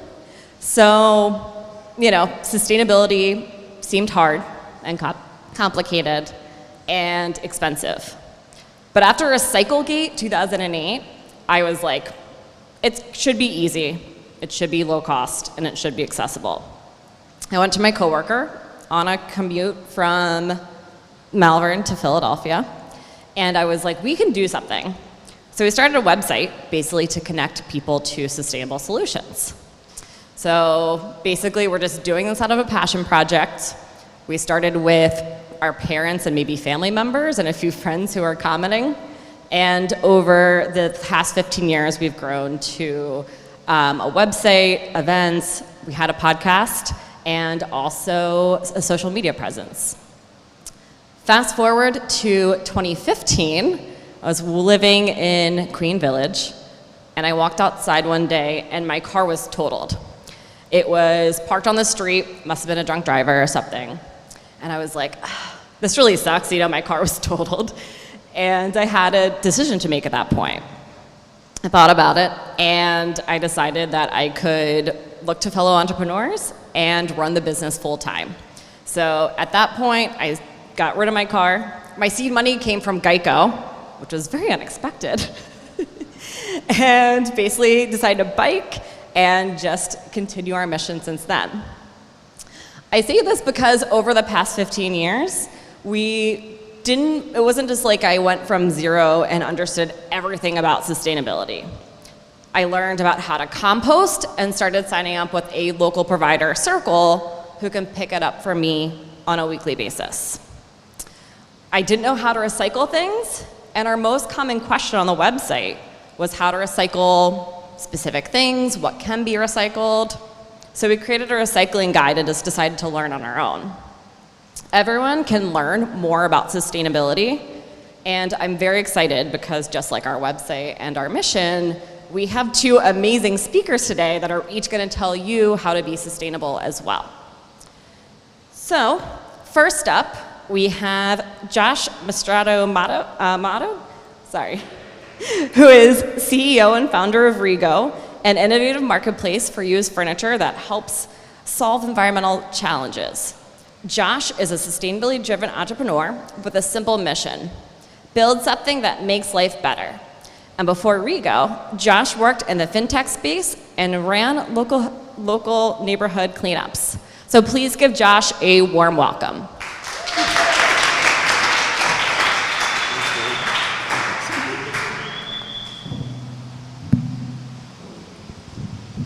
Hey, can everybody hear me okay? All right, cool. If it gets too echoey, I'll drop the mic and just yell at you guys. All right, awesome. So today, I'm gonna share with you guys 3 practical tips to extend the life cycle of your furniture to ultimately make it more sustainable. But before I do that, let me introduce myself. My name is Josh Mastromato. I'm the co-founder and CEO of a company called Rego. We are proudly headquartered right here in Philadelphia, and we work to divert usable furniture away from landfills. And since opening during the pandemic, we've diverted over 70,000 pounds of furniture away from landfills and reduced the carbon footprint of that furniture by an average of 82% per unit. But I started the company a few years ago after running local neighborhood cleanups, funny enough, right here on Spring Garden Street. And it was during that time I sort of had this long-winded light bulb moment that no matter where you look in the city, there's furniture dumped on the side of the road somewhere. And that was just a really weird concept for me at the time, because furniture is such a normal part of our lives. Almost everyone owns furniture. It's almost everywhere we go. There's a ton of furniture in this room right now, but it's one of the most manufactured things in the world, yet there's no good sustainable waste management solution for furniture. And that just got me thinking, who else is really thinking about this, paying attention to it, and trying to do something about it? And so I just started going around asking people this really kind of weird question, like, what do you think happens to your couch when it dies? Almost everybody's got a couch. And nobody really knew. It was just this thing that happened to be in your house for 7 years, and then one day it was out of the door and it was gone. And I thought that was weird because, again, when you think about something like a couch, that couch in particular, you arguably spend more time on your couch than anywhere else in your life. You watch TV on the couch, you hang with friends and family on the couch. I'm very guilty of sleeping on the couch, right? Everybody has a couch or a piece of furniture in their home that brings people together. So why is there no good waste management solution for furniture when we're done with it? And so this just really started bothering me over time, especially as I tried to, talk to, higher city officials about this to see what was happening. And as I dug into this more and more, I realized that we actually have a much bigger problem on our hands than most people are aware of. And now more than ever, the world needs a better solution for used furniture, because when you dig into the statistics, it's pretty scary.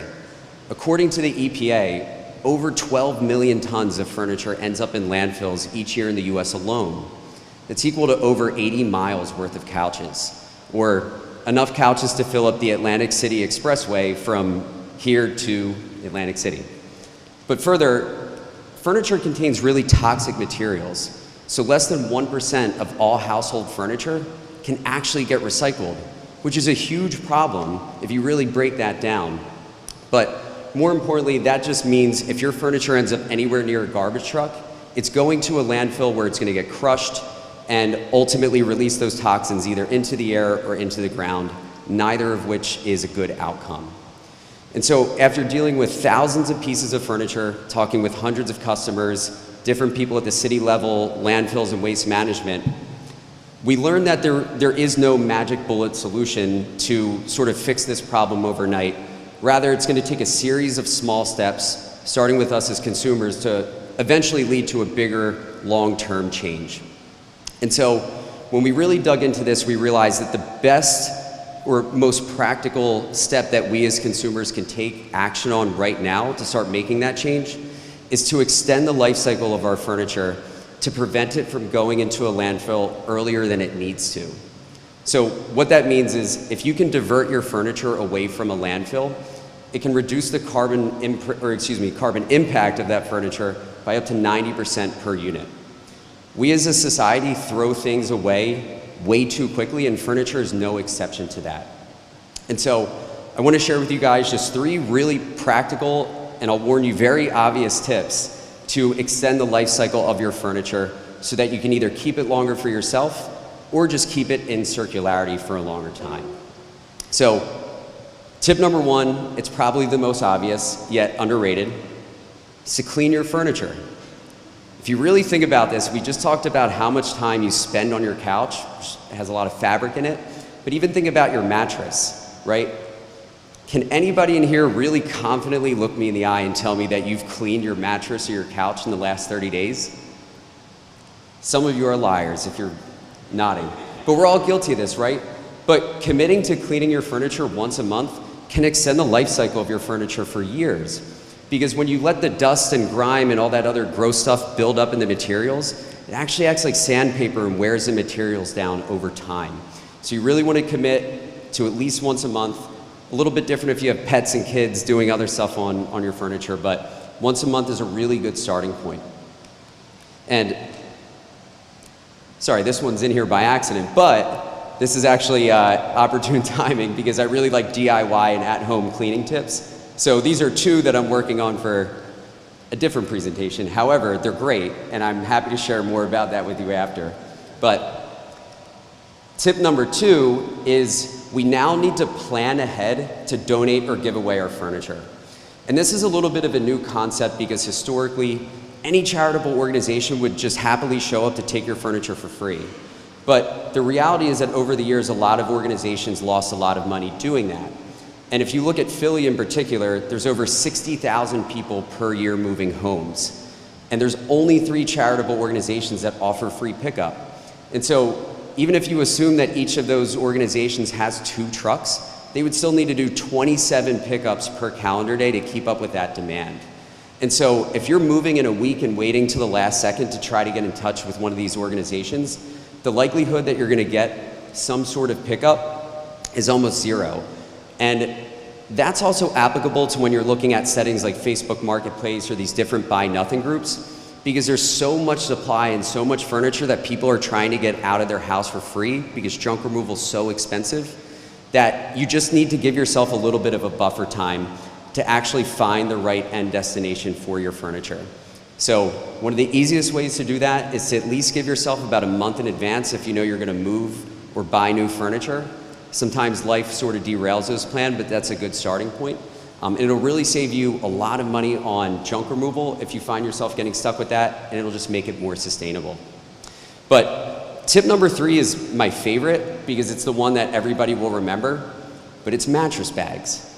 And the reason why this is applicable is because most people over the past 3 years have told me, Josh, the only option that I have is to leave my furniture on the curb, and somebody comes and takes it.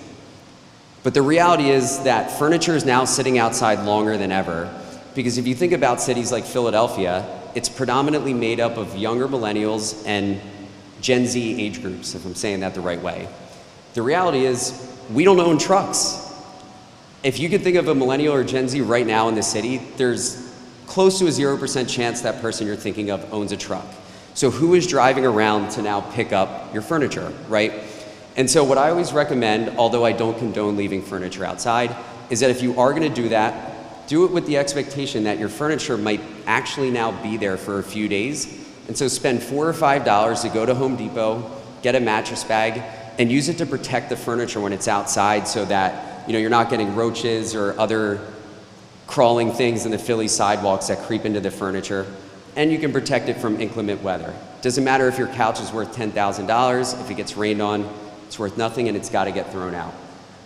Last little tidbit on that, I always do recommend too, if you're going to do that, take it as an opportunity to teach somebody about recycling. Put a quick note on the bag on what to do with it after you take the furniture, or offer to recycle it for them, because one piece of plastic is certainly a lot easier to deal with than a whole couch that's got to get thrown out.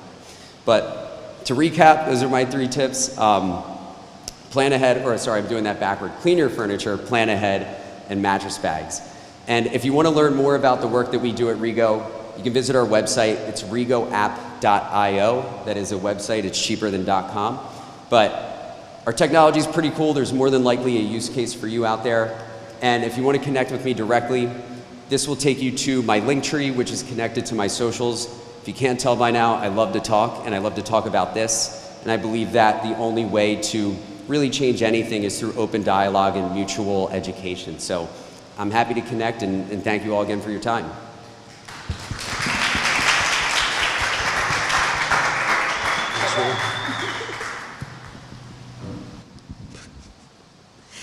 Thanks, Josh, for that nice flash talk. And that's a great excuse to make everyone clean their furniture or mattress this weekend. So thanks for that hot tip and extending the life. Next, I'm pleased to introduce a man that almost doesn't even need an introduction. From sanitation worker to founder of and president of Your Fave Trash Ban brand, Terrell Hegler is a father, author, business coach, and a social media influencer. He's founder and executive director for Your Fave Hauling Service, nonprofit Trash a Treasure, and has organized 84 cleanup events, mobilized over 56,000, that's a lot, of volunteers. I almost can't even say the word. Removed over 415 tons of trash from the city, which is awesome, talking about one man's difference, right? And so much more. Welcome to the stage next, Terrell Hegler.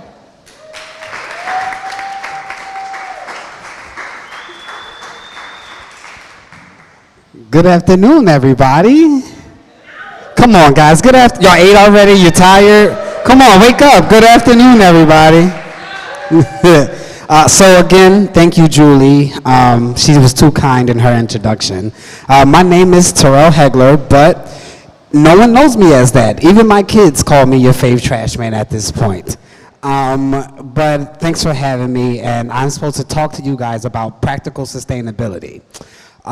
So I asked Julie like 10 times what does she want me to talk about, because I don't know how trash and practical sustainability connects all the way. But what I can tell you is that Philadelphia is in a really interesting place where we've been voted the dirtiest city in America, and it leads to a lot of other things. So my flash talk is going to be about how we can better clean our city as a whole together, and how we can better service each other by cleaning our city. So a little background for anybody who doesn't know me. I was a sanitation worker through the pandemic, and it was so bad. There was like an extra 60 bags every house. We were fighting off possums, rats, and raccoons every block. And when I went to my higher-ups and I was like, hey, it's really bad out here. 400 sanitation workers caught COVID. We were spreading it around, as my daughter FaceTimes me. We were spreading it around the yard. Is there PPE, cleaning supplies? We're sharing trucks. We're all getting sick. That's why we got so far behind during the pandemic. If you notice, 2020, the summer of 2020, sanitation was 4.5 days behind. So if it was Friday, we were on like Monday and a half's route. And so when I went to my higher-ups, I was like, what can we do? What can you do? Literally, the city was like, we can't do nothing. We're not prepared for this. We don't have anything. Just keep doing your job. So me being a millennial, I was like, well, I'm going to Instagram about this. So I started an Instagram account on June 17th, and I literally was like, I'll post what it's like to be a sanitation worker in Philly, why I get cussed out every day, and hopefully people will realize that we're just trying to do our job through a pandemic, and we're human beings just like you. I just happen to collect your trash. And I thought 500 followers, I'll tell a few jokes, I'll post a few posts, and we would do okay. Within the first 3 weeks of me posting about trash, I had 5,000 followers. And I said, oh, this might be a thing. So I just started posting everything about trash, start giving out tips. And by September 2020, I got a call from Kelly Clarkson to be on her show. And after that, it kind of just skyrocketed. I ended up doing a commercial for President Biden, being on David Muir, Good Morning America. I co-hosted the Today Show. But I still felt like there was something I could do more with this brand. So January 2021, I started community cleanups. So I connected with a state rep, and we did a district-wide cleanup in the Northeast. And we ended up picking up 7 tons of trash with 40 people. And at that moment, I knew that's what I'm supposed to do. So all throughout 2021, I just worked with anybody and everybody to collect trash, host community cleanups. And like Julie said, we've picked up over 415 tons of trash in the city of Philadelphia over the last 2.5 years. So my tips, or for my flash talk, my tips are: one, how you put your trash out really does matter. We have a lot of people that just put them in bags, throw them out on the street. They're not tied. They're like 200 pounds because you fill them to the rim. And then when your sanitation worker goes to pick it up, it rips in half, and then you guys stand in the doorway like this and wait for us to pick it up. That is the most annoying thing ever. Tip number 2, don't spy on your sanitation worker. We can see you with your fingers like this with the blinds. We see you, okay? We see you. But if you put your trash out neatly, half bags, tied, with your cardboard boxes broke down. That's another thing. I thought about suing Amazon during the pandemic because we would get to houses and it'd be 50 boxes that were not broken down, tape still on them, and it was like, it's gonna take me 30 minutes to get 50 boxes. When if you break them down and tie them with like a recyclable string, I can just throw the whole pail in the box. Third thing is be nice to your sanitation worker. They walk 12 miles a day. They pick up about 10 tons twice. They fill up the truck twice. And people don't know, like, the trucks that the city don't have heat and air. So during the summer, it's 15 degrees hotter in the truck than it is outside. In the winter, it's 15 degrees colder. That's a lot to deal with. I'm not going to have a rant about how the streets department ran. That's another flash talk. But just be nice to your sanitation worker. And then my last tip is anybody could be your fave trash man. It doesn't take anything to knock on 5 neighbors' doors and say, hey, Saturday, let's clean our block. And then we can go to brunch and bottomless mimosas afterwards, right? But imagine if you and your neighbors cleaned your block once a month. And then other blocks started doing it. And then other blocks started doing it. Then the whole city as a whole was cleaning. There's just one little block once a month. The litter would probably be reduced by like 40 to 50% in the city. So that is my flash talk. Again, my name's Terrell Hagler. But if you have Instagram, Twitter, LinkedIn, or I have Facebook too, yes. It's your fave trash man. And thanks for having me.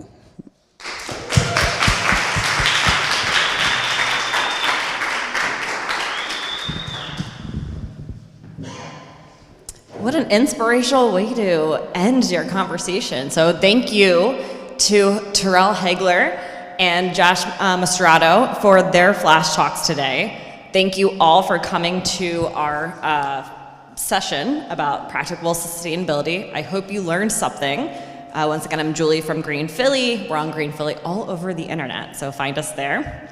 And if you want to continue this conversation, we'd love to keep it up with you as well. So please join us at the Sparking Spot, which is in the parking lot out there, and look forward to hearing about how you are being more sustainable as well. Thank you.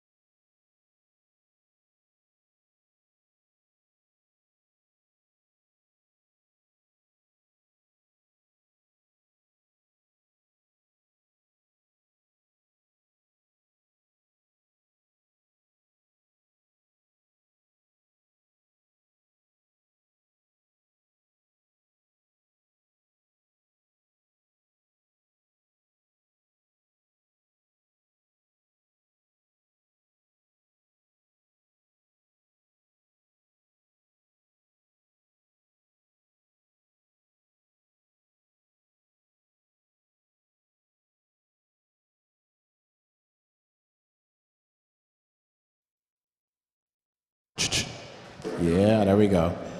How you guys doing? How we feeling? Good? That was it? That's all I got right there? Just that one clap right there. Thank you. We got another. There it is. There we go. All right. For those of you who are just seeing me for the first time, my name is Christian Crosby. I've been the host throughout the day today, hopping on stages, going into the other room, just keeping the energy high and introducing these amazing people that we're hearing from today. You may know me from hosting for the Philadelphia 76ers or the NBA, so I do come with energy. So I'm just letting you guys know that now. If you're a little tired or something like that, I'm gonna be a little hyper. So I'm excited to intro our next one, and this is The Language of Theft with Better Civics. And the revolution may not be televised, but it is written in political memos. And we're gonna have the political narrative strategist, Maya Contreras, come up here and lead a discussion, breaking down the internal memos that have changed the direction of America and illustrate their impact on policy, the press, and the public.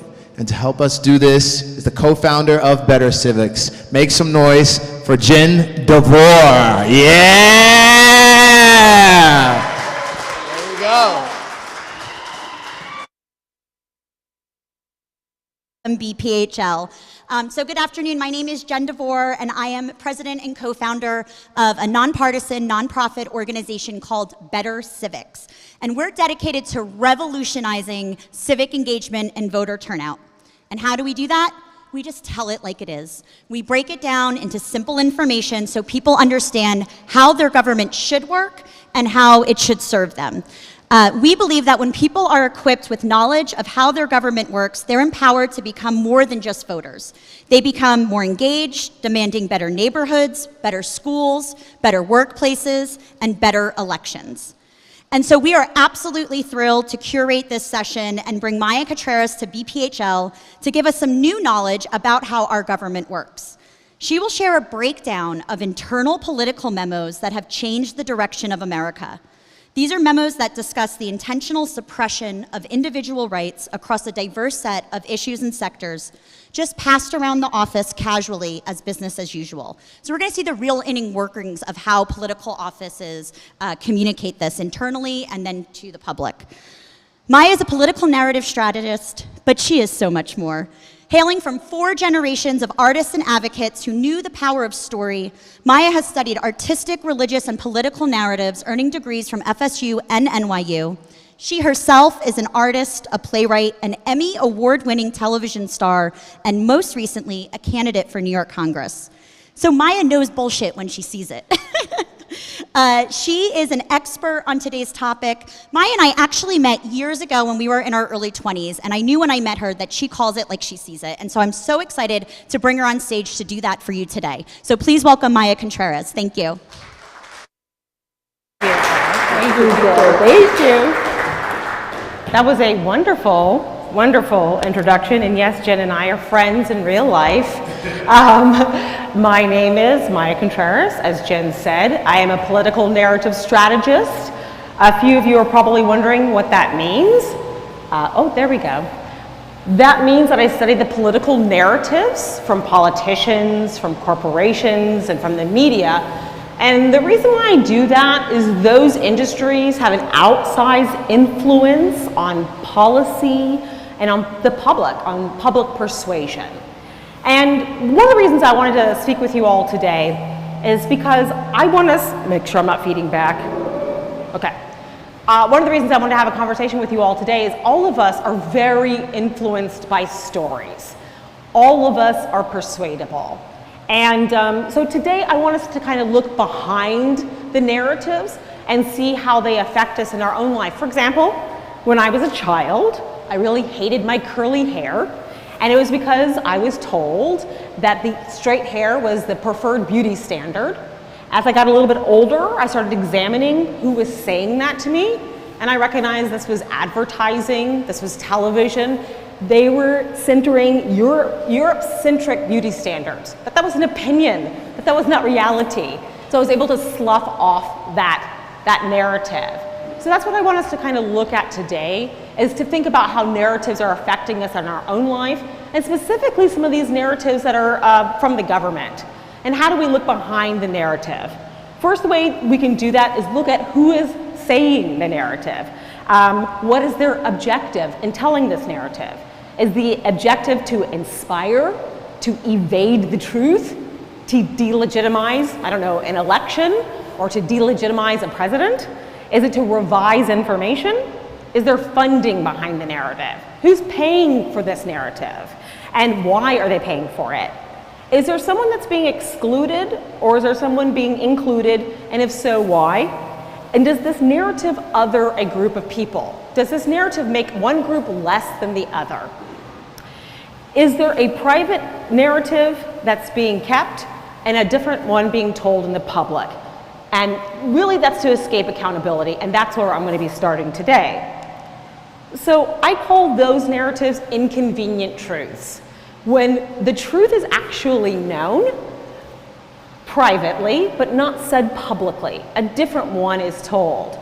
And probably the biggest one that happened like that was from last century was the Vietnam War. So Lyndon Baines Johnson, it's 1965. The war is not going well. The public is tired of seeing their sons coming back home in body bags. He gives a public speech to say, "Tonight, Americans and Asians are dying for a world where each people may choose its own path to change. This is a principle for which our ancestors fought in the valleys of Pennsylvania. It is the principle for which our sons fight tonight in the jungles of Vietnam. And only in such a world will our own freedom finally be secure. In a world as it is in Asia is not as serene or peaceful. The first reality is that North Vietnam has attacked the independent nation of South Vietnam. Its object is total conquest." There's a lot going on in that narrative. First, he others all of Asia in a pretty racist way. He's basically saying all of Asia is not serene or peaceful, right? So we know that's kind of a grotesque lie.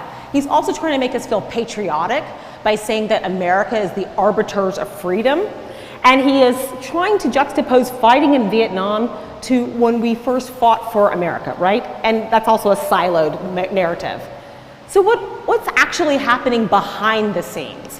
What's behind the scenes is the Pentagon Papers. The Pentagon Papers, if you don't know, was a 7,000 page internal memo that actually told the truth about the fact that we should have never gone to Vietnam in the first place. It says that our own intelligence agencies said there is no reason for us to actually go there.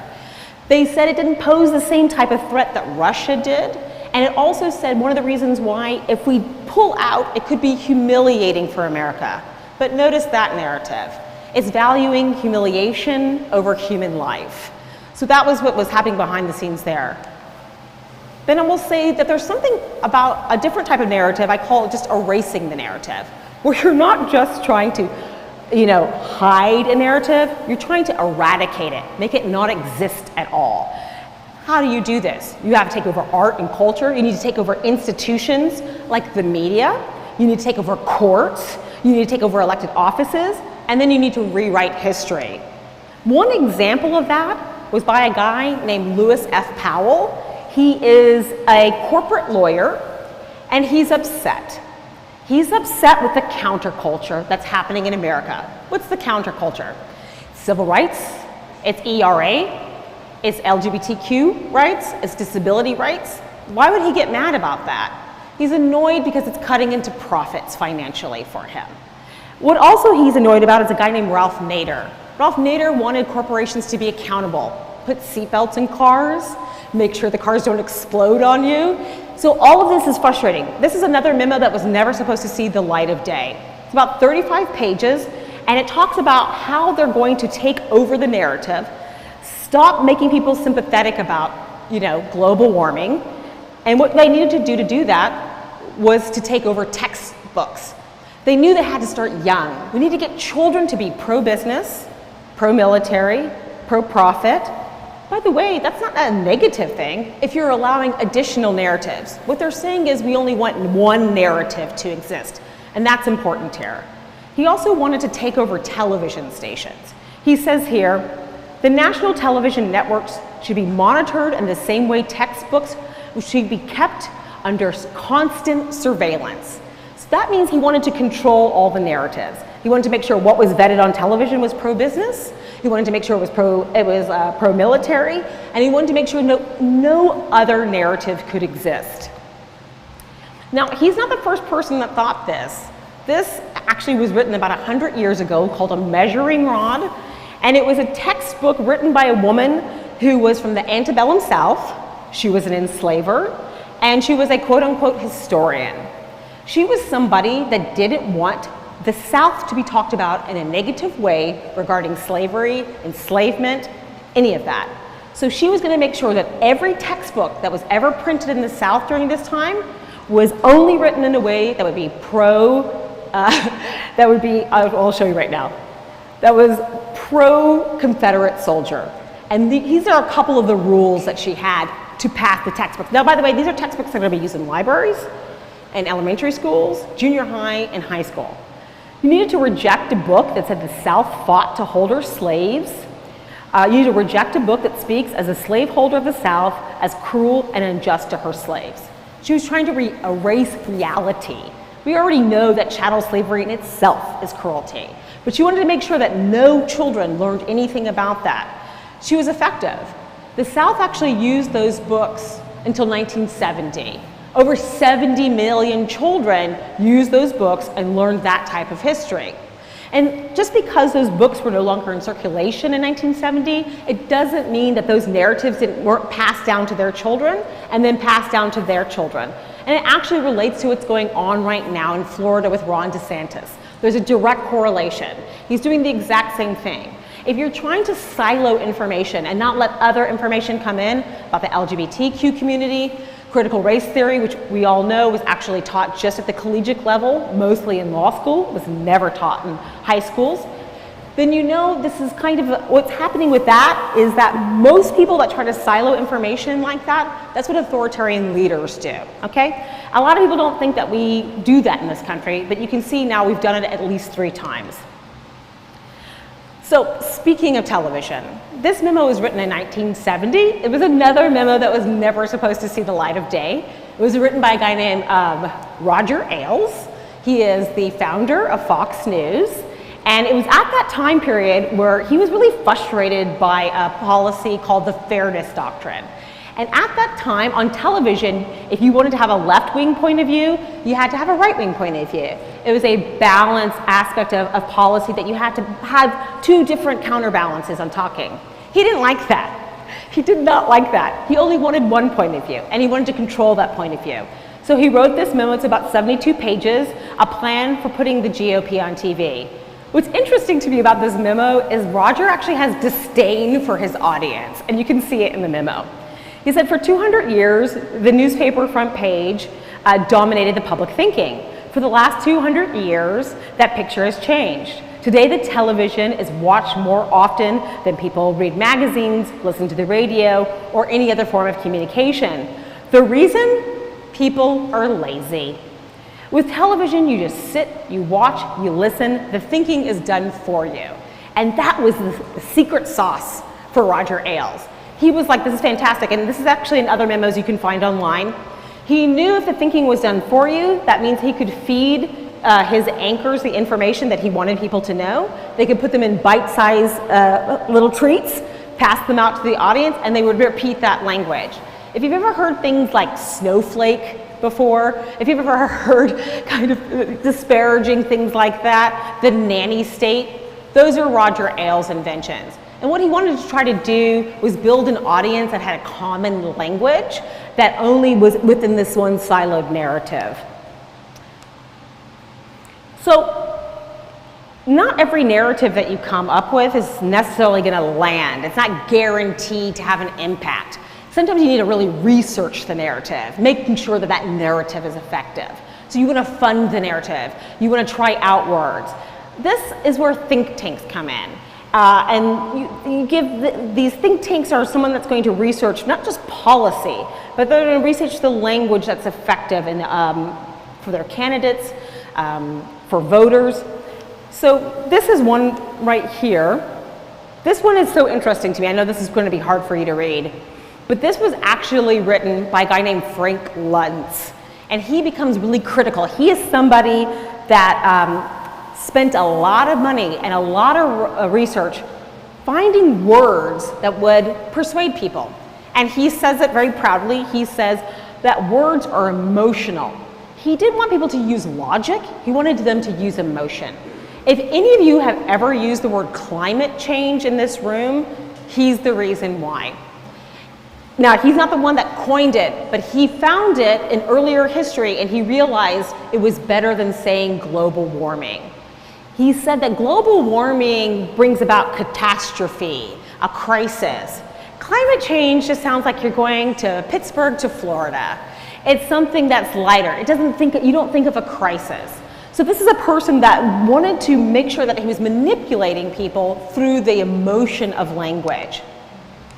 He's not the only person that did that. He used to work with a guy named Newt Gingrich. He was actually a representative from Georgia. He didn't want to just manipulate audiences. Newt Gingrich wanted to manipulate the media. What he knew was that he came up with he researched a lot of words. He spent a lot of money finding the exact words that people would respond to. And what he did was all of the words that you see on the screen, he was going to use those to describe Democrats. And what he knew was that when he talked to the press, they would repeat those words verbatim. So if he just said, the Democrats are causing the decay of the society, I think it's pathetic, and all they do is lie, he knew that the press would repeat that immediately. And then doesn't mean they would actually say, well, that's his opinion. They would just print it and people took it as truth. And these were all very researched words. I'm going to end with this part. It's called codifying the narrative. And this is probably the most terrifying of all. Codifying the narrative is crafting narratives just inside and outside of legal framework to justify the erosion of rights. Probably the one that we most know is Jim Crow. We knew that with the Emancipation Act, the 13th, 14th, and 15th Amendments, the Reconstruction Amendments, that now there was laws in place that allowed black men to vote for the very first time. A lot of white men were very frustrated that black men were incredibly successful right out the gate at being representatives, bringing us public school, having massive success. They were like, well, how do we erode these rights without, dinging the 13th, and 14th, and 15th Amendment? We'll come up with things that are race neutral in language so we can't be accused of bigotry. And that's when you have the grandfather clause, which meant, your grandfather had to be able to vote. If you were in bondage, your grandfather was, you wouldn't be able to vote. That's why you came up with literacy tests, because they came up with tests that not even a PhD person could pass. These are the things that I'm talking about now. I use Jim Crow as an example, but I want to bring it to the newest codifying, which is abortion and the VRA, the Voting Rights Act. There's a gentleman, I'll be nice and say gentleman, named John G. Roberts. He happens to be the Chief Justice of the Supreme Court, knew in 1981 that he wanted to get rid of the Voting Rights Act and that he wanted to get rid of abortion. And these are the memos. So the first one I think you have here where he talks about abortion. He is trying to help Ronald Reagan speak about abortion in a way where he knew that he could erode it. He wanted to make sure that Ronald Reagan was still talking within the legal framework when he was going out and talking about quote unquote pro-life. I don't call it pro-life, I call it what it is, which is forced birth, which is anti-access. So this is the memo then. This is early in his tenure here. This is 1985, where he's already talking about how do we start pushing a negative narrative towards Roe v. Wade so we can start eroding it. He gets more specific with the Voting Rights Act here. There's two sections in the Voting Rights Act, Section 2 and Section 5. And in these memos here, I'll give you another one. This is his talking points on it. Section 2 and Section 5 are the crown jewels of the VRA. This is the most successful piece of legislation we've ever had in the United States. It's the first time you have legislation that's actually enfranchising people. We've never been fully enfranchised as a society, but it's the closest we got when the Voting Rights Act was passed in 1965. Section 5 is probably the most important part of the VRA. What Section 5 does is if you have states that have a long history of discrimination, You have to ask for permission before you change any aspect of your voting. If you want to move a polling location, if you want to put in voter ID, you have to ask the DOJ, because I need to find out, does that have racist intent? Is it because there was flooding and that's why you have to move it? Chances are it would probably be for a racist idea. So what happens? John Roberts used the narrative of Obama getting elected to gut the VRA. He said, now we're in a post-racial society. We no longer need the protections of the VRA. Why should states that would elect a black man be president, why should we have those voting protections in place? And he used that as an excuse to gut the VRA.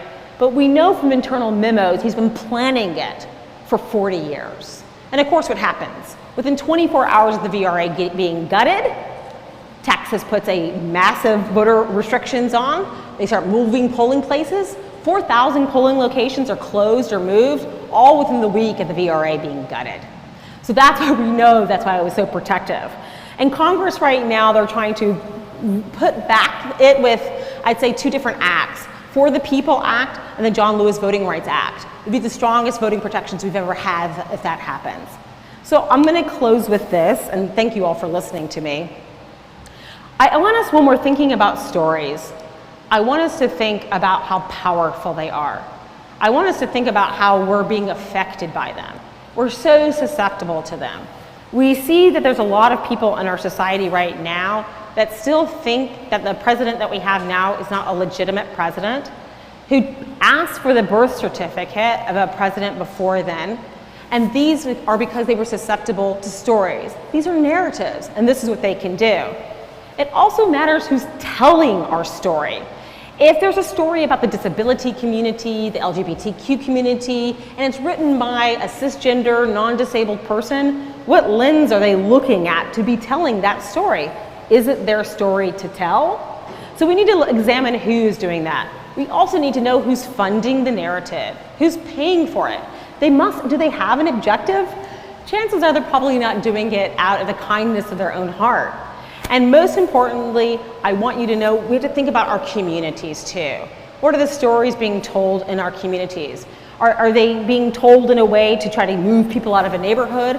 Is it being told to make someone less than?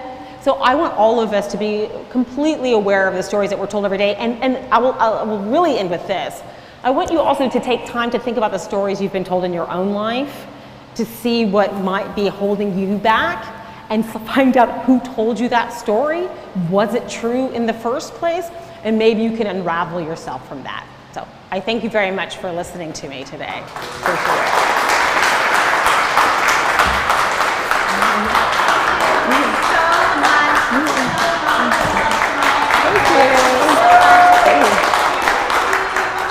Q&A a little bit differently. We're going to actually, you can join us in the sparking spot outside if you want to talk to Maya a little bit more or learn more about Better Civics and the work we're doing here in Philadelphia. But thank you all so much for being part of this, and we hope to see you outside. Thanks.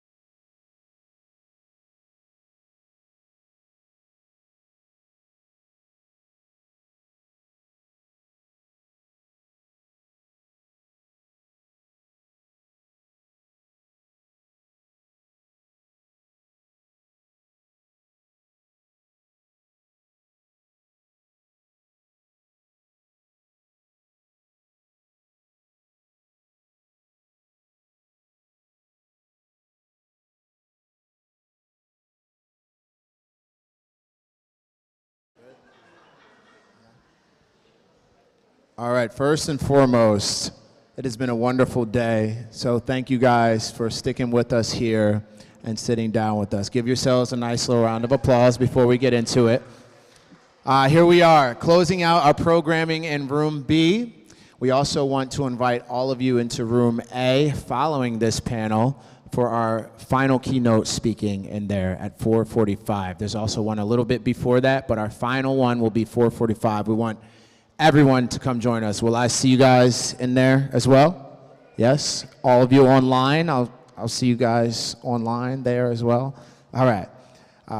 The Delaware Valley, we're doing today is the city-county connection, and what is a region? And the Delaware Valley is the 6th most populous city in the nation and the 67th largest city in the world. So what does that mean? What does it mean for us to work together as a region? These leaders in economic development, business attraction, nightlife, and transit will help us better understand the opportunities to deepen our connections across the city and county lines. So, I'm going to introduce this one gentleman who will then take it from there. I love what he said earlier. I'm literally in love with this guy already. Make some noise for our moderator, Junior Director of Commerce, Montgomery County, Dave Zellers Jr. Love this guy. Come on.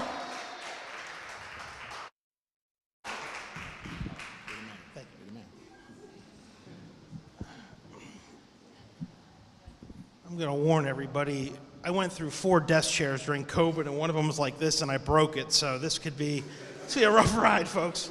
Let's bring the panel up. I want to have them introduce themselves, and we'll get started. Let's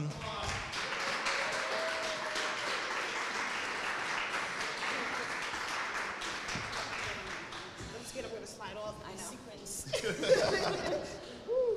know. I'm telling you, this thing at home, I leaned back on it one day. There was no warranty. It was a rough one. So we're here to talk about the region, and I'm going to have them introduce themselves here in a moment, but I want to set the table this way. How do we define Greater Philadelphia? Well, if we talk about it as a media market, it's the city, 17 counties, and 3 states. Our regional planning organization, the Delaware Valley Regional Planning Commission, defines it as the city, 8 counties over 2 states. Select Greater Philadelphia, which does economic development here for the region, looks at the city, 10 counties, and 3 states. And the federal government, in the Philadelphia Combined Statistical Area, has the city, 15 counties over 4 states, and just within one department of Pennsylvania state government, Southeast Pennsylvania is defined 3 different ways. But here's the truth. No matter how you want to draw the boundaries, what it's really all about and what's going to move us forward are leaders with vision, with genuine character, and with the boldness to go beyond those boundaries and really reach for the future that we all know we deserve to have and that everyone here deserves to have. And that's what I'm joined here today by 3 great leaders. I'm going to let them introduce themselves. We'll start with Emily. Hi everyone, really excited to be here. This is my first VPHL, so I'm really excited. I'm Emily Yates. I'm the Chief Innovation Officer for SEPTA. I've been with the organization for about 4 months, so still learning a lot about transportation. Prior to that, I was the Smart Cities Director for the City of Philadelphia, where I helped to implement the Smart Cities PHL roadmap, focusing on innovation within technology and data. Thank you. Good afternoon, everyone. My name is Janelle Lawrence, and I'm the Deputy Executive Director at the Philadelphia Economy League of Greater Philadelphia. I've been with the Economy League for 2.5 years, but before the Economy League, I spent about 15 years in supplier diversity in various organizations in our area. Was at the Fed for about 7 years in their supply diversity and built their supply diversity program. From the Federal Reserve Bank of Philadelphia, I then moved on to AstraZeneca Pharmaceuticals. I got to go across the pond a few times and led their supply diversity program. And then after AZ, I moved on to the Contreras company, which is the chemical spinoff of DuPont, and spent about 3.5 years at Contreras. So this is actually my first go around with the nonprofit, but I'm loving it so far. So nice to meet you all. Good afternoon, everyone. I am Raheem Manning, Philadelphia's first Director of Nighttime Economy and Business Development. Some people say the nightmare, but you know, it has a weird ring to it. And so I am West Philadelphia born and raised. My background is in business. I own a company called The Weekender Experiences that focuses on travel, entertainment, and event management. So I am the nightlife guy, and I've been to over 200 cities worldwide. And I throw that out there because one thing I like people to know that I'm bringing to this position here in my own hometown is a global perspective. So I'm excited to talk about what our region is and how we can define it.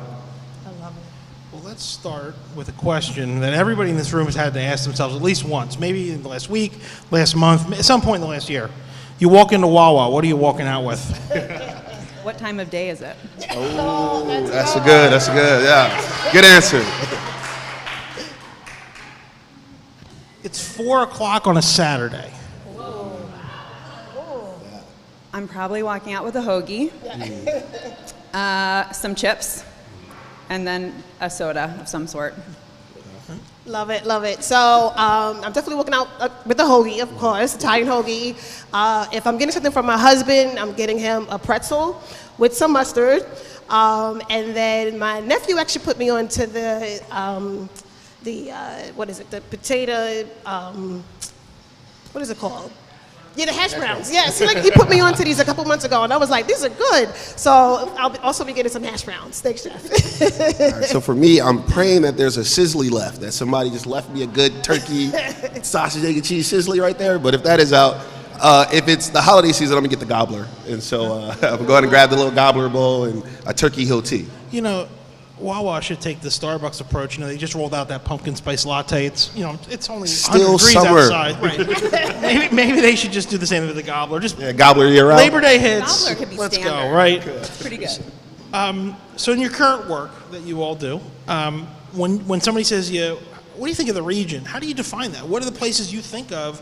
Where do you draw those boundaries? We'll start with Raheem on that one. Okay, so again, as a champion of Philadelphia and the greater Philadelphia area, I define the region as the tri-state area, right? So of course, southern Jersey is just, a Philly suburb. All of Delaware, I always tell people all of Delaware. And of course, our surrounding counties. So Montgomery County, Delaware County, Bucks County, maybe out to about Lancaster and Allentown-ish, I think. I still would consider the Philly metro. Yeah, pretty much the same. When we say the Philadelphia region, we say Philly and then the surrounding counties. Actually, I live in Wilmington, so I always like to say, don't forget Delaware. But yeah, so Philadelphia and then the surrounding counties. So at SEPTA, we're inherently regional because we're a regional transit authority, right? So we serve Philadelphia and the 4 surrounding counties of Bucks, Chester, Delaware, and Montgomery. But then we also connect to transit in New Jersey and Delaware as well, so we don't forget about Delaware. But I think, if I'm tapping back into my prior jobs as well, it's a really fluid definition, as you pointed out. I think in transportation, if we're talking about Amtrak, a region could be New York to DC with Philly at the heart of it. So it just really depends. So let's put a different spin on that question. You meet somebody, Prepare for that. and they say, I'm from Philly. But then they name a town or a county that you're like, no, you're not really from the Philly or from the Philly area. How far out is that? Where do you get? When do they get the side eye? When do they get the? No. This is a debate in my house. Okay. When I grew up in Cleveland.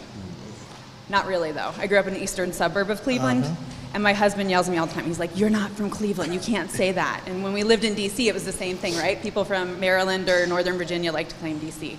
So I'm a bit partial, and I think if you have to live in Philly to say you're from Philly, but I understand why. I think for me, it depends on where we are. If we are away from Philly, let's say, in the South, and someone asks, you can get a lot of leeway there. But if we are close to home, and you're like, I'm from Chester, and I'm like, you're like, I'm from Philly, you live in Chester? Hey, my guy, you are not from Philly. We are here, you are from Chester. Yeah, so it's basically like when you're here in Philly. Here in Philly, you got to be from Philly. Yes. The further away, the further the range. The further away, like the more leeway you get. I like that. No, I like that a lot. Yeah, no, absolutely. So let's talk about this region then, and where we're at today, and where we were.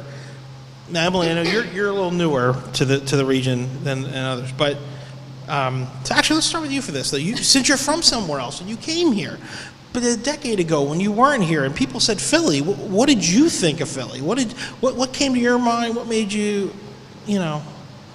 So I just came to Philly 3 years ago, right? But I do have ties. My parents grew up in Camden and Upper Darby. And so I'd spend my summers coming. But those aren't Philly, as we Those just aren't discussed. Philly. I said Right. they're from the area. But I would spend my summers coming to the region and going down the shore to Ocean City. And so Which Ocean City? Hold on. New Jersey. Okay. All right. New Jersey. Audience, we're okay with that? Okay. All right. Ocean Check. City, Maryland's Oh, better though. No. No.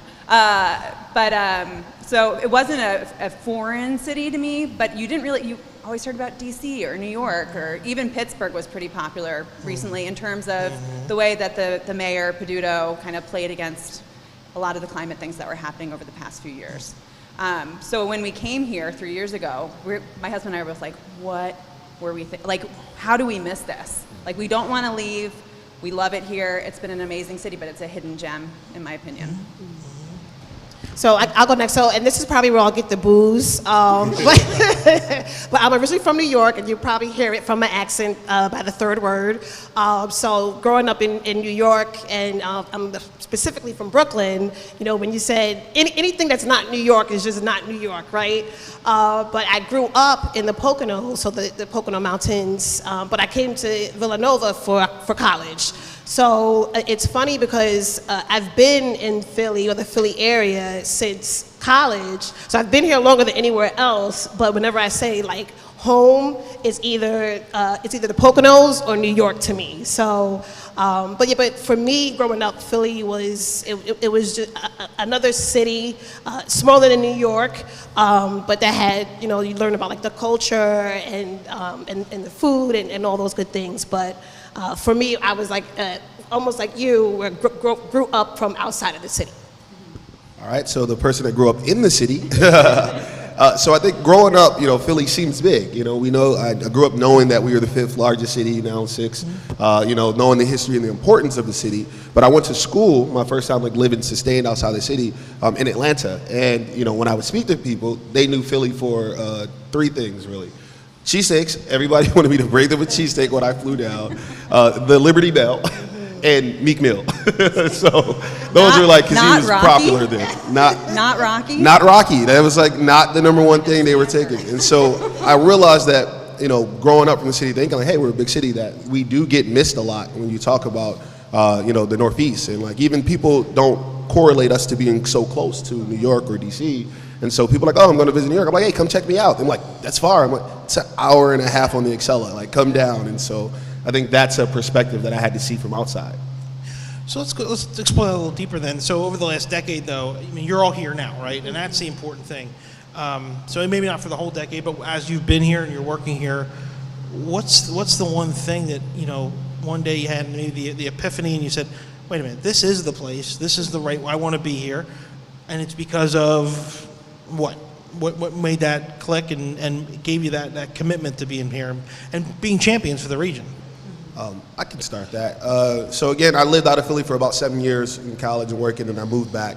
But I traveled. So I've been, again, 200 cities, maybe about 40-something countries. And everywhere I go, you know, I find unique things with it, but it's not Philly. We have a uniquely placed city that I think might be tops in the world, definitely in the country, that where we are, our access to like the rest of the Northeast mega metropolis puts us like just literally poised to be more accessible than any other city I've ever been to. And I'll break it down. Like, we can go to the beach in an hour, we can go to the mountains in an hour, we can go to DC in 2 hours, New York in less than an hour. Like, we really can spread our wings out. And even with travel, when I first started my company, I would fly out from Dulles all the way up to, you know, JFK, whichever airport had the cheapest flight, and other places don't understand like how we're able to touch so many places. So I think that puts Philly really uniquely, and it made me like, hey, we have to invest and show the world how, you know, uniquely placed we are and how amazing this city is and how much access we have to everywhere being in Philly. So I'll go next. For me, I think it was, you know, since after graduation, I stayed in Philly because there was opportunity.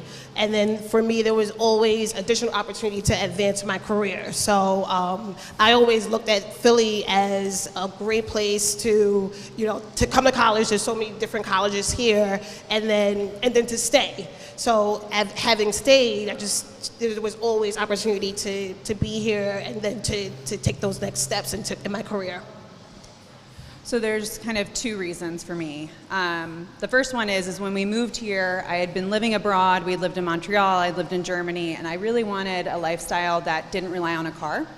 And I had that here. And so it's nice, and I have 2 young children, and I can walk in any direction and find a park or an open space for them to play in. There's a grocery store within walking distance. You know, for me, the quality of life that Philly offers with its small neighborhoods is really the closest I felt to a European city and an American city. The other one is, I will give credit to 2 people in the audience, Lauren and Pierre-Olivier. When I started as Smart Cities Director, they were working in the international office for the city, and they're like, Emily, we have a company, can you come and talk to them? And I was like, sure, 5 days into the job, I can totally highlight what's going on in the city. But hearing them list all of the things that are happening in the city that you just don't really realize, the economic, the money coming in, the investment, what we have sports-wise and whatnot, I was really impressed. And that just kind of added on to the reason we love Philadelphia. So you hinted on this a little bit, and I think we've all been dancing around it. And this might upset you, because Philadelphia's a city of champions. We all know that. And I think, and the region, if there's, it's one of those things that really binds us together is that culture of sports and of those big events. What for you is the one thing that really stands out from these over the past decade or so?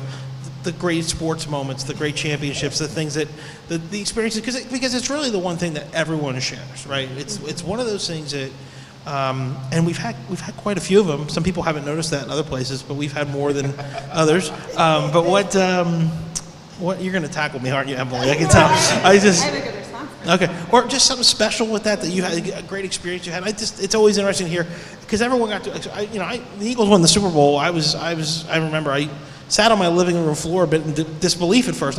Then I turned on the TV and saw people climbing up poles. It was great. I felt so wonderful. But everybody's had those great experiences. So Emily, why don't you start with this one? I'll start first. So I did grow up watching Philly sports. My dad's a huge Philly sports fan. I never got to experience one in person because COVID hit 5 months after I moved here, and that kind of killed a lot of that. But I will say my favorite sporting event that I've been to in Philly is watching the people climb the greased pole at the Italian market during the Italian festival. It's a pretty fun one to sit back and watch. So that's kind of my in-person best experience. As I mentioned, I am a Villanova grad. So for me, just watching Villanova, our basketball team, just do so well the last few years. I legit shed some tears when Jay Wright retired this past summer. Still can't believe that happened because he's just everything. But Villanova through and through.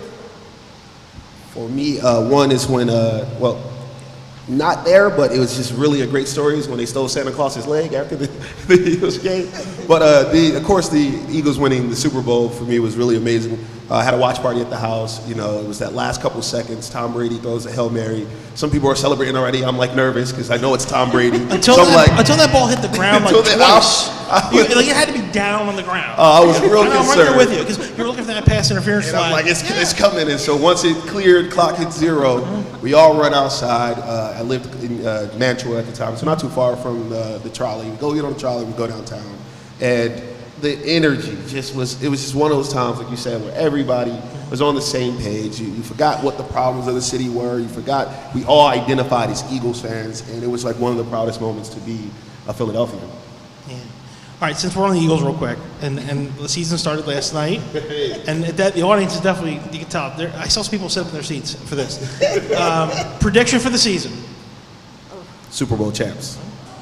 You don't want to ask me, so I'm up there. I'll go with Raheem on this one. All right, good. Play it safe. I believe it hurts. That's a true Eagles fan. Every year is the year. Every year is our year. There's always it's always. I think being a Philly sports fan, period, is like you're in a market where you have great teams. Yeah. So every year could be your year. It's just stressful. Yeah. Some teams, don't have to worry about, possibly winning a Super Bowl. They know that they're not at the beginning, but here it's like everybody might win a chip, and it's really hard. Besides the sports heroes that we know are here, we love them to death. past and current generations. And we have, again, so many great assets here, so many great institutions. Tell me who you think some of the people or the institutions are that are unsung heroes here in the region that don't get the credit that's due for advancing equity in the region, for propping the region up when things are down, or for bringing new achievement and new opportunities here. I'll go first. Yeah. So I'm going to give a plug to our organization, the Economy League, because I think one of our challenges, and we say this a lot in our staff meetings, is like we do such great things. We do so many great things, but a lot of people don't even know that the Economy League exists. And when I was, one of my friends told me about the role, the first thing I said, I was like, what's the Economy League? So we have 4 great programs. And actually, so an example of that, one of our programs, G-Plex, we're taking 150 Philadelphians in October 1st to the 4th, to Detroit this year. G-Plex is a major conference that we do every year, but a lot of people don't know that G-Plex is an Economy League event. So, we have great programming. With Paige, we work with our Philadelphia anchors, so our eds and our meds, and we try to get them to spend more of their procurement dollars with our local Black and brown businesses. So we call ourselves the accountability partners. We talk to someone in supply chain, we run down the list of opportunities, and we really try to get them to spend money with our Philadelphia businesses. So the Economy League, we just have so many great programs, and not a lot of people know who we are. So that was a little plug for our organization. I have a couple, because there's a lot of great organizations that really are doing amazing work. I think I'll start with the Commerce Department. Again, a little biased, but being with the Commerce Department the last couple of months, the amount of work that they put in, or we put in now, right? To just bring economic investment into the city, to bring in jobs, and the sense of really thinking about what the Philadelphia needs is amazing in Commerce Department. So I think they're doing a lot of great work, and an unsung hero, because they're not as in the media as much, but they're definitely the business arm. And so Commerce Department, shout out to everybody here and former from Commerce Department. And then I'll do 2 more. Another one is the Mural Arts Program. Jane Golden in Mural Arts does some amazing work, and one of the programs that I think that she does is the returning citizens, right? She works with those who are, in our prison systems, who made mistakes, that want to come back and be productive citizens. She has a lot of work she does with them, and a lot of the murals and a lot of the groundwork she does, I think is really amazing. And she has a million programs, and even during the pandemic, she gave out grants from her own budget to artists around the city, just to make sure that they were taken care of. And then there's another organization that is in the city that's doing some really, really great work with millennials, and it's the Connect PHL. And so it is literally just a media platform that connects people in Philly with all the happenings, what's going on, keeping everybody informed, so that you can have a good time, you can kind of go to one place to get all that information. So shout out to the Connect PHL. So I have groups that I would say, I'm going to build on Raheem's and just say all public sector employees over the past 3 years. I've seen now at the city and then at SEPTA how they've just sustained and kind of run everything in the hardest of times with the tightest of budgets and the minimum capacity. So I have to put that out there. And then also the faith-based community in Philly is really the backbone of a lot of the community engagement efforts. And I think the trust they have with the community has really helped anybody trying to get with the community so much. I'm going to throw a curveball. I didn't ask you guys. I put this ahead of time. We didn't talk about it, but I'm going to ask it anyway, because I am kind of curious. If you didn't live here, where would you live? And what would you miss? So I've always said the only way I'm leaving Philly is if I get a job offer in Europe. So none pending right now, so I'm here for the foreseeable future. It's a good I will miss the cheesesteaks and the hoagies. No, that's a really good question of what I will miss. I feel like Philly is a lot like European city, so you get the transportation. I think I would, corny as it is, miss the proximity to my family. I've spent my whole life trying to be as far away from my family as possible. I'm one of 6 kids, and so I was like, as soon as I was able to leave house, I ran and would switch coast based on where my family was. But now that I'm getting older and my parents live in Wilmington and I have a sister in New York City and a sister down in DC, I'll miss the proximity to that. That is a really good question. I don't know exactly where, but somewhere warm. Somewhere where the winters are not like the winters here. Just wait a little while. Climate change is going to change that. We're on pace. Yeah, you know what? Yeah, because this summer's been crazy. Tropical here. Yes. But what I would miss, so and Philly it's a big city, but it's also small. So going somewhere, going to an event, and like seeing people that you know, or seeing someone that you've met years ago, I would miss that because it's like because it really is like the 6 degrees of separation. Like whenever you go somewhere, you'll see someone that knows someone that you know. So I would miss that feel of it. So for me, it would definitely be abroad. If I was not in Philly, I am going out of the country, somewhere warm, all it out. So thinking South America-ish, like Colombia or something. What I would miss is the people. One thing about Philadelphia people, we have some stuff with us, but it's a realism here. It's not a pretentious city. You can always know where you stand when you walk in a room and how it is. And I really like that, about our city. And so other places you go and it's like, going to the South, some things are a little pretentious, like I said. But here, you know where you stand with people all the time. And I really think that's, one of our hidden gems about what happens here in Philly. All right, so I have one more official question for you, and then I'm going to throw one more in at the end. The official question is this: as leaders, what is something in your role here that you need people in the region to understand that'll help make this a better region, and something you want people outside this region to understand about how great it is? You guys can Yeah. go. I put a little twist on that from what I sent you. I know. That wasn't in the notes. Okay, I think what I think some people in the city and region can understand that would help make their region a better place is that we are no longer the blue-collar city we used to be. This is not the manufacturing heart of World War II anymore, right? There are, people here who have great paying jobs, who have money, and who want to have a great time. And I think a lot of things that we come up against when we're making policies is that we're always thinking, is it create jobs? Is it union-based? Is it this? But sometimes you can do stuff for just pure pleasure. And one of the examples I use when I'm talking to some people is like, in New York, you guys been to the Hudson Yards, right? There's a stairway that goes to nowhere. It's just an art installation, but it's like the biggest thing in New York right now. Everybody wants to go and take a picture and walk on this stair that goes nowhere. It doesn't create a job, it's done, it's there. It doesn't have anybody to man it, you go. But it's a big attraction, and people come and want to be seen there and post it. And so now you see New York on people's social media and everything. And it was just an attraction. I think we need to start thinking more like that. People want to come and have fun. People don't want to have everything to be focused around a job or everything to be focused around. We can do that, and I think if we do that internally and think about that, what we are as a new city, our new identity, then what people outside of the region will see is that Philly is a fun place. We can come there, have fun, have a good time. It's not about having business. It's not about learning about the history. It's just about existing. And I think that's where we're going, and I think that would be most effective. He still is. I know, I'm like, ditto. So I think what I would love for people to realize is that regional cooperation is both simple and complex. And it's not just about saying we're going to collaborate, but it's about breaking down the systems and creating effective connections. And it's from people. You've been reading my diary.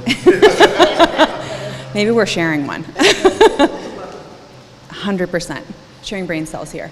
No, I mean, it's just, you see it in the work that we're trying to do as a transportation system where we have legacy systems that aren't communicating with other legacy systems, so we have to find a way to do this. And it's just not as simple as saying do it, but it's also as simple as saying let's do it. And then the thing that I would like for people to realize outside of Philadelphia is that we're not all life sciences, that there's so much more to this city than the life sciences that we're known for. And there's so much innovation happening in this city that is amazing. In addition to what they said, I would just say that there's so many great people doing great work here in the city. With the Economy League, we look at everything with our North Star is inclusive and equitable growth for the region. And so we strive to make connections, we strive to build networks of people that are doing similar things. But there is so much great stuff happening that I think kind of gets lost with with other things that are going on in our city.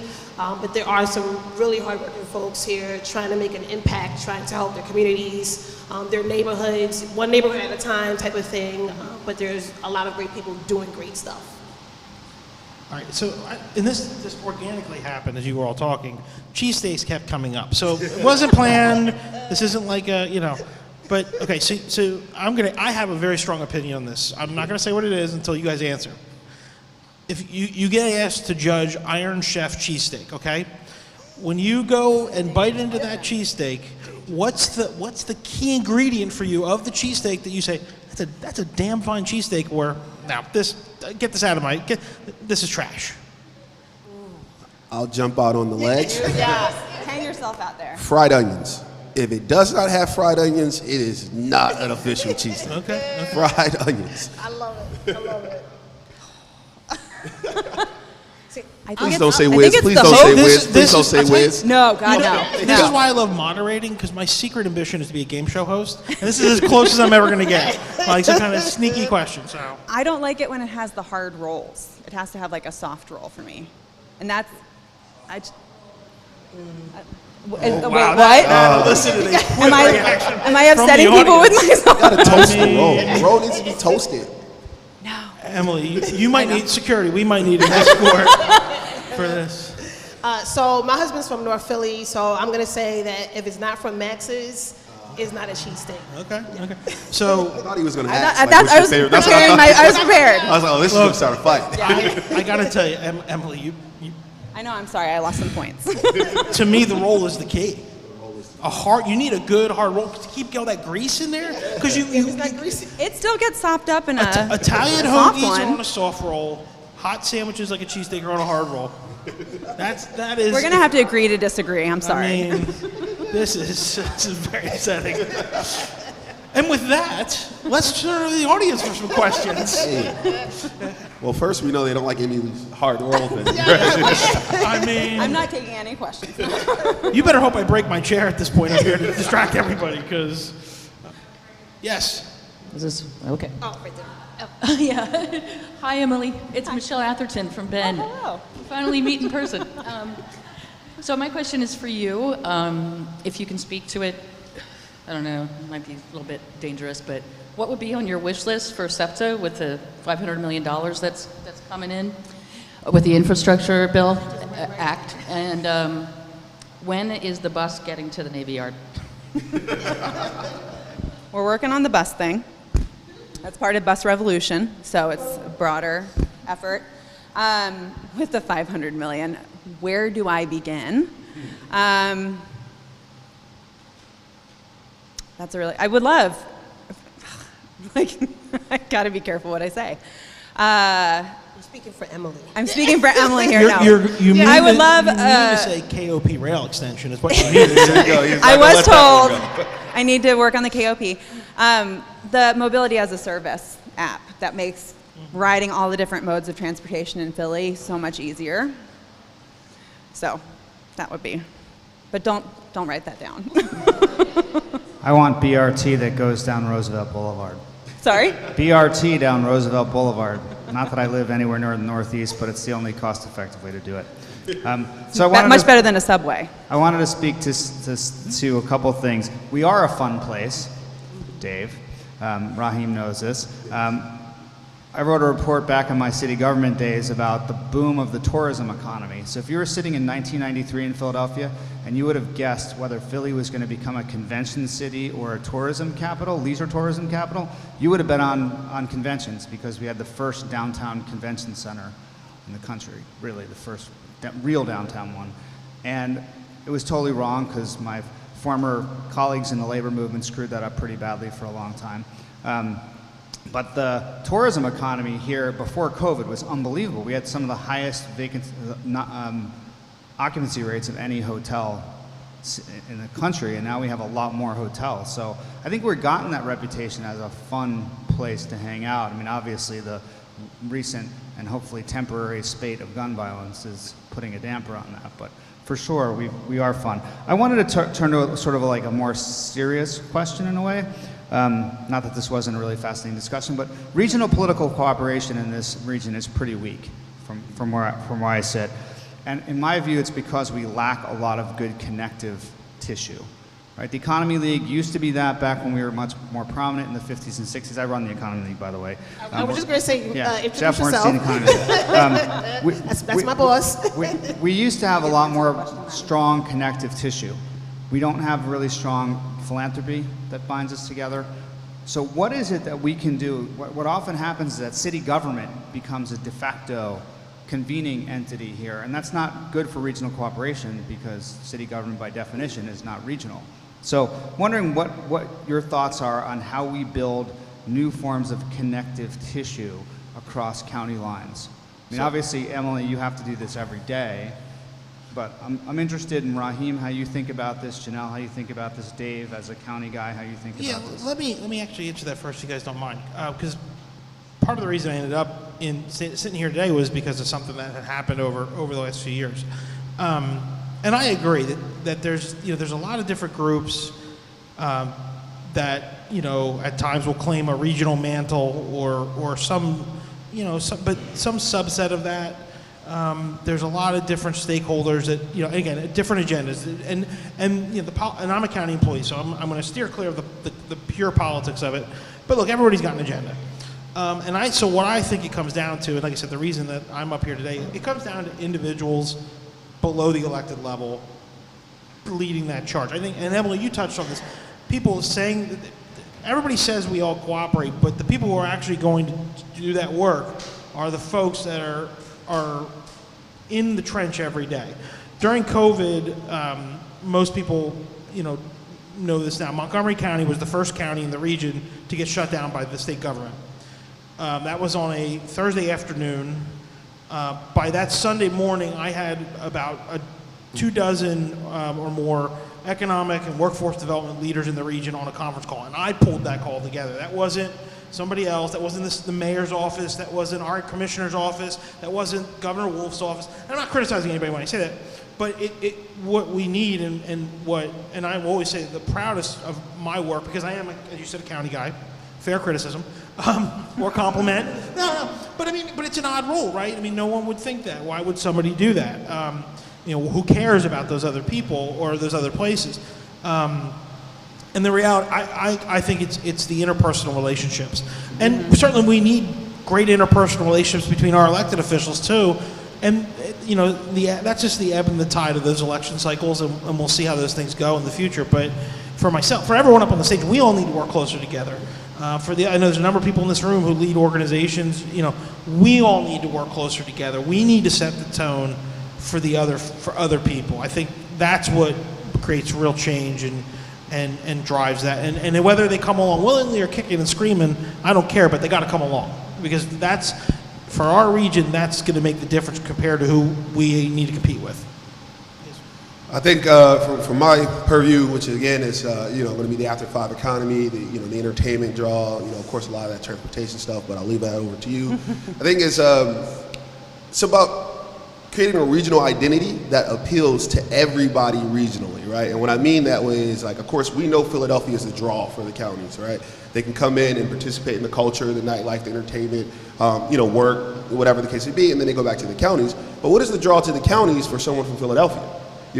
Are we, equally planning and promoting for, hey, yeah, county come to the city, we know that's a big economic driver, but what about, Philadelphia and come to Montgomery County, Philadelphia and come to Delco, come to Ardmore or Suburban Square? And I feel like that is the problem where again, I don't want to ruffle any feathers. I think a lot of the county, because of what the norm is, plans for the county people, So when you go to Lancaster Ave and, Suburban Square, it's planned for people that live around that area. But if I am in, West Philly, again, I live on the borderline, so I do go that way. But if you're in South Philly, have you ever been to Suburban Square? It's a great place. It's actually quicker to go to that Apple store out there than it was to go one downtown, or it's quicker to go get some business done or shop on Lancaster Avenue for me living out that side of West and going downtown. But when you go there, it doesn't feel like Philadelphians should be there. And I think once we kind of look at that, again, the region, we come up with an identity and make it like, hey, you can come here or there or there or there, and everyone's, planned for and welcomed.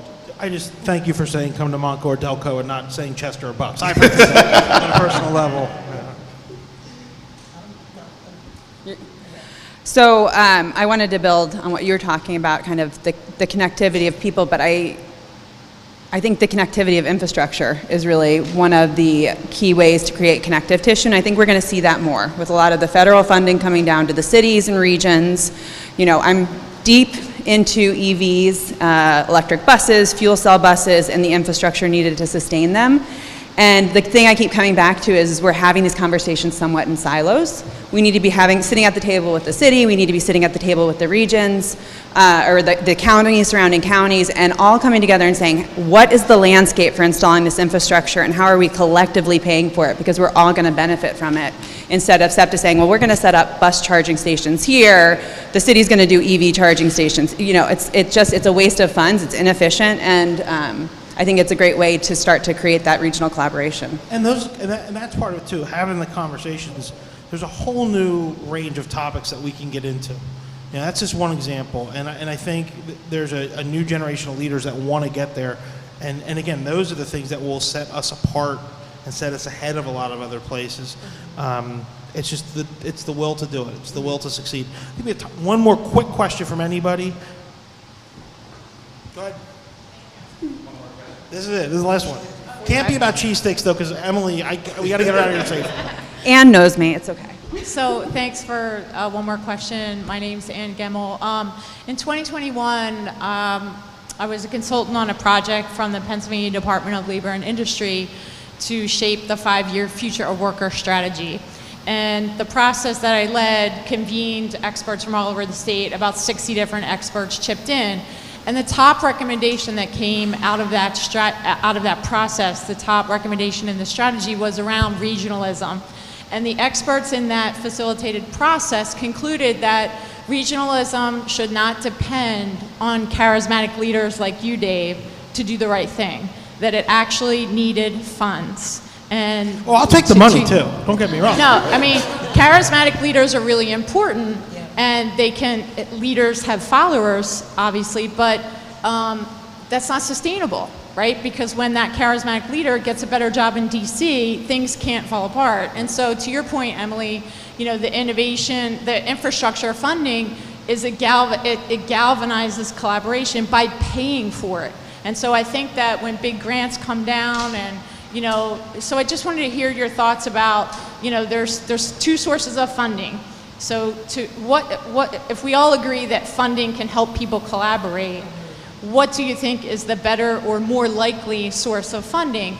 Private, philanthropic, corporate social responsibility or foundation funding versus a federal grant like infrastructure dollars or other public sector dollars that are that come down. Like which type of, you know, decent money is better to galvanize regional collaboration?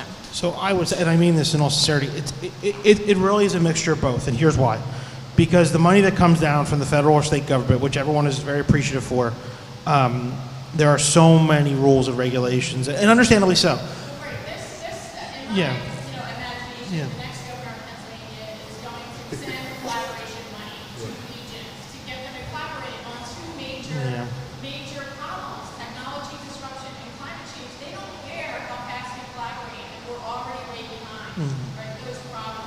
I think we're philanthropic money too. What that demonstrates internally is I'm a big believer that success breeds success. I think when you have internal philanthropic interest and corporate interest put their weight behind that, that sends a message to external funders, whether it's corporations or philanthropic interest elsewhere, or frankly the government. And so it's a balancing act between the two, and it's a very difficult needle to thread. And I will say this too. I don't want to make it sound like we just give us your money. No. I think the mixing and having those options, the two together, allows you to make progress and then make more creative choices or more choices that reach further than maybe you could. You know, and you need really smart people to help navigate that. And you know, and again, and the ambition to do it. And you know, I will say this. One other thought. The key with both, in both cases, this is something I say all the time, for whoever we're going to and asking for that financial support federal government, state government, philanthropic interests, corporate interests, who do they choose to listen to and who do they have to listen to? And that's where great leaders and great relationships are important. Because you think about your own lives, you have people in both those buckets in your own lives, and it does influence how you react or what you choose to put your time or your money or whatever else into. So, anybody else closing thoughts on that? Or just any other closing thoughts you want to share? Yeah, I guess I'll say, I think this is an interesting discussion. I think it's more conversations like this that need to be had, whether it's in a public forum or in a private forum to get effective change. But again, I think, the city-region definition and conversation needs to be one that all levels of leadership are having, as well as citizens as well. Because again, if we want to define ourselves as a region, we have to all see ourselves a part of that region. And I think we get really siloed as, Philadelphia or Montgomery County or Bucks County. We have different identities, but where can we all crisscross and intermingle? And so therefore we have a true, identity as a region where everybody sees themselves, everybody's a part of it, and everybody can participate. Will you give this great panel a round of applause, please? And will you give me a round of applause for not breaking my chair, because it was close. All right. Thank you, everybody. Thank you, everyone. Thank you. Thank